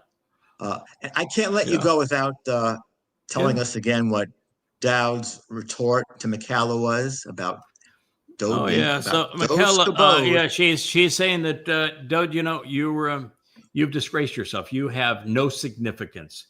You're meaningless. You were even meaningless and embarrassing in front of the concubines and all of the people. You do not represent any of these claims that you assert with Yahweh. And so does well. Now that you've mentioned the concubines and also kabod, which means significant and weighty and matter a great deal, impressive. I'm going to go now to the concubines, and we'll see if they think that I'm a kabod or not. One of the great retorts of all time. And Yahweh's response, after I'm sure saying, "That's my boy. I'm proud of you, kid." Nice line. I'm impressed with that one. He said, "Oh, as for Michael, she will never be productive. No, never." Yeah. I will say that Dowd out George Carlin with that one. Absolutely. It was Eliah before his time. There you go. God picked people that could think, that have a bit of wit about them, that have some grit, rather than rolling over and say, "Well, I'm sorry, you've embarrassed me. Oh, I'm sorry, sweetheart. What can I do to make it up to you? I'm so sorry that you're not impressed with me. I feel so bad that you think that I'm a complete fraud around Yahweh. Let me prove to you that I have some merit." No, he just, boom. And Yahweh went boom right back. It's the same thing when they approached Moshe. God said, "Boom, no, you don't. You're wrong." And so there's a reason that God responds as he does, which means we need to learn from him and respond the same way. He's looking for someone like Dowd. He's looking for someone with backbone, with courage, with confidence, character, who won't roll over and play dead, who when kicked gets right back up and says, "Oh yeah, you want some of this?" We don't go out looking for a fight, but if you're going to put one in our face, we're going to respond, because that's what God does. So, it was the foolology of the neo-pagans and the God is a hermaphrodite akin to Baphomet that caused all of this. Without their stupidity, we would not have learned at the pace that we're learning. This is the very idea that God wanted. You're going to see obstacles thrown in your path that, come from places you never would have thought possible. And working together, we're going to turn those obstacles into something extraordinary. Like, for the first time ever, insights like this from the garden. And, fellas, we're only a quarter of the way through. It gets better. You're just getting warmed up. Oh, God's just getting warmed up. That there are so many profound insights that we're going to deduce from the garden, and we're going to present them, over these shows over the next week. Not to repudiate any more the Mother Goddess cult. They're done. I mean, it's if they have any sense at all, any shame at all, any capacity to think and to learn, they're just going to go dark and go away. And if they don't go dark and go away, then all they're doing is further condemning and embarrassing themselves. So they are a non-factor. I don't care how many times they hashtag my name and try to pretend that that their purpose in life is to copy me, trying to do what YAHOWAH did, to contravene the tree of knowledge without the chakma to be able to pull it off, copying my style and wearing me like a skin while condemning me. It doesn't fly anymore. It's they're toast. It's over for them, but it's not over for us, because every moment now we are learning, growing, sharing insights that no one had previously perceived. And it's only a matter of time before more and more Israelis say, you know, there isn't anything the rabbis have said intelligently about the Torah, ever. They've never had anything intelligent to say about YAHOWAH, nor, I mean, they take the opposite approach to this whole story in the garden that we have just done. They take the opposite approach to Miriam. They side with Miriam against Moshe. They say God was wrong. They have never been able to deduce the understanding that they were so obnoxious that Moshe said to God, I want you to kill me. And so, since the rabbis have never come up with anything that has any merit, and now they're hearing these kind of insights, you've got to be brain dead not to be an Israeli and not say, I want to learn more from that tree of knowledge. That is obviously somebody that is absolutely keyed into the mind of God. Absolutely. And this is the place where we need to go to learn at this time and return to YAHOWAH. You're here. Yep. Yeah. Right here. And I heard one of the most, I don't know if it was the most ridiculous or one of the most ridiculous things I've heard in a long time, but the miscreants who call themselves the Satmar rabbinical Jews partnering with the Fakistinians, saying that God wanted the Jews and the people who practice the Jewish religion not to have any land and to be dispersed throughout, or else he would have given them the land. Therefore, there's no Israel.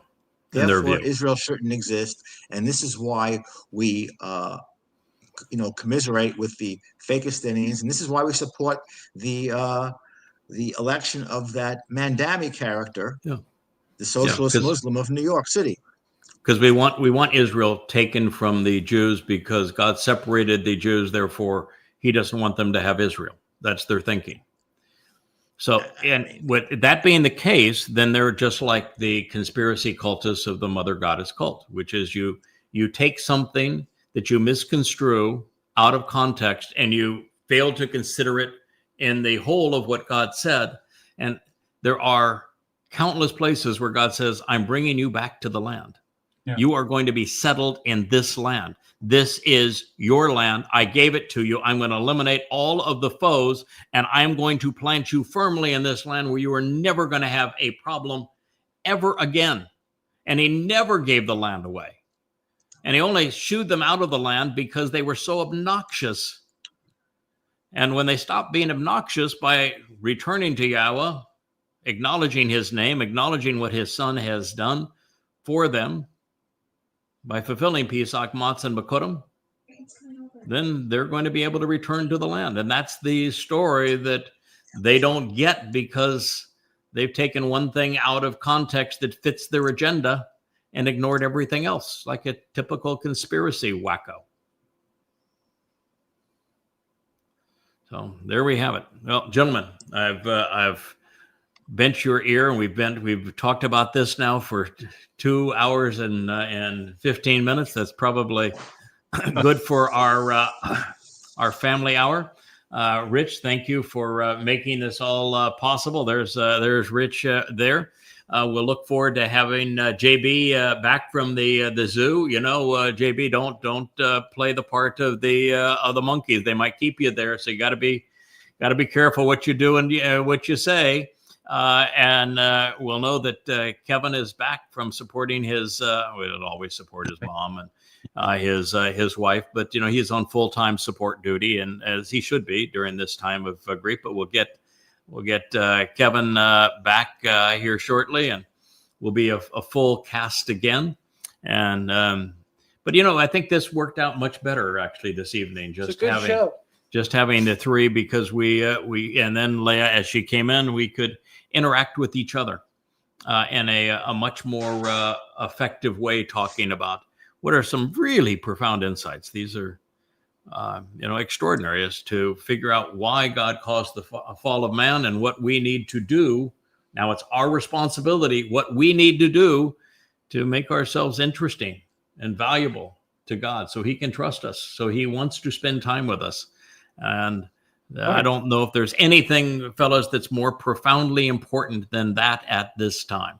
And what I haven't shared now, but the reason that Leah mentioned the 8 of us, that they're wait till you get the reason the 8 of it, and Sukkah being 8 days, an 8-day celebration, is that the whole purpose of the sacrifice of the Adam of Parah, and who is this productive bull, and bringing the purging the people so they can go back into Eden, is that we have 1,000 years to take this mortal remnant of Yisra'el and to hone them and shape them and teach them and engage with them such that they do make a contribution, so they do value work, and so that they learn, and so that they listen, and so they respond, and so that they can show that they can be relied upon and they're trustworthy. And that is the whole purpose of us going back to the garden, is now we have the opportunity to cultivate these people such that they are worthy of being let off of this planet after 1,000 years of that experience, such that they're trustworthy to be let off this planet and they can go explore the universe with us. What a great job, huh? What a great job. Yeah, that's our job going forward. It's a really cool job. It's a wonderful job. And I don't much think that God cares if we're successful with 10 people or 100 or 1,000 or 10,000, or if by the time they procreate and create new life and we're really good at teaching and leading by example, that there's 100,000 or 1 million. Yeah, it's with God, he would have been happy with have had him just then, other than a goldfish in a bowl. Off the log. Yeah. And I guess it doesn't, that always sets a fairly low standard for us. We just have to be more interesting than was Adam, which is a pretty low bar for us to exceed. It's pretty easy to be better than Abraham too, or Yishak, or Yaakov. These is a pretty low bar that was out there. Now, Dowd's a different story. When you man up and say, I'm going to fulfill Pesach and I'm going to write about the Romans crucifying me, and then I'm going to go into hell carrying everybody's guilt, and I'm volunteering to do that. That's an entirely different story. That's setting the bar really high. Yeah, really high for that one. But we don't have to be that good. We just have to recognize that's what God's looking for. Yeah. Is somebody that is willing to show some courage and backbone and be bold and insightful and interesting and stand up and learn stuff and share stuff and engage with them and do marvelous things together. That's what he's looking for. And I never thought, before we close, I never thought that I could see the whole picture from start to finish with such clarity as this. Yes. The last month has just been, I know I haven't been doing much in the last month, but I'm listening all the time.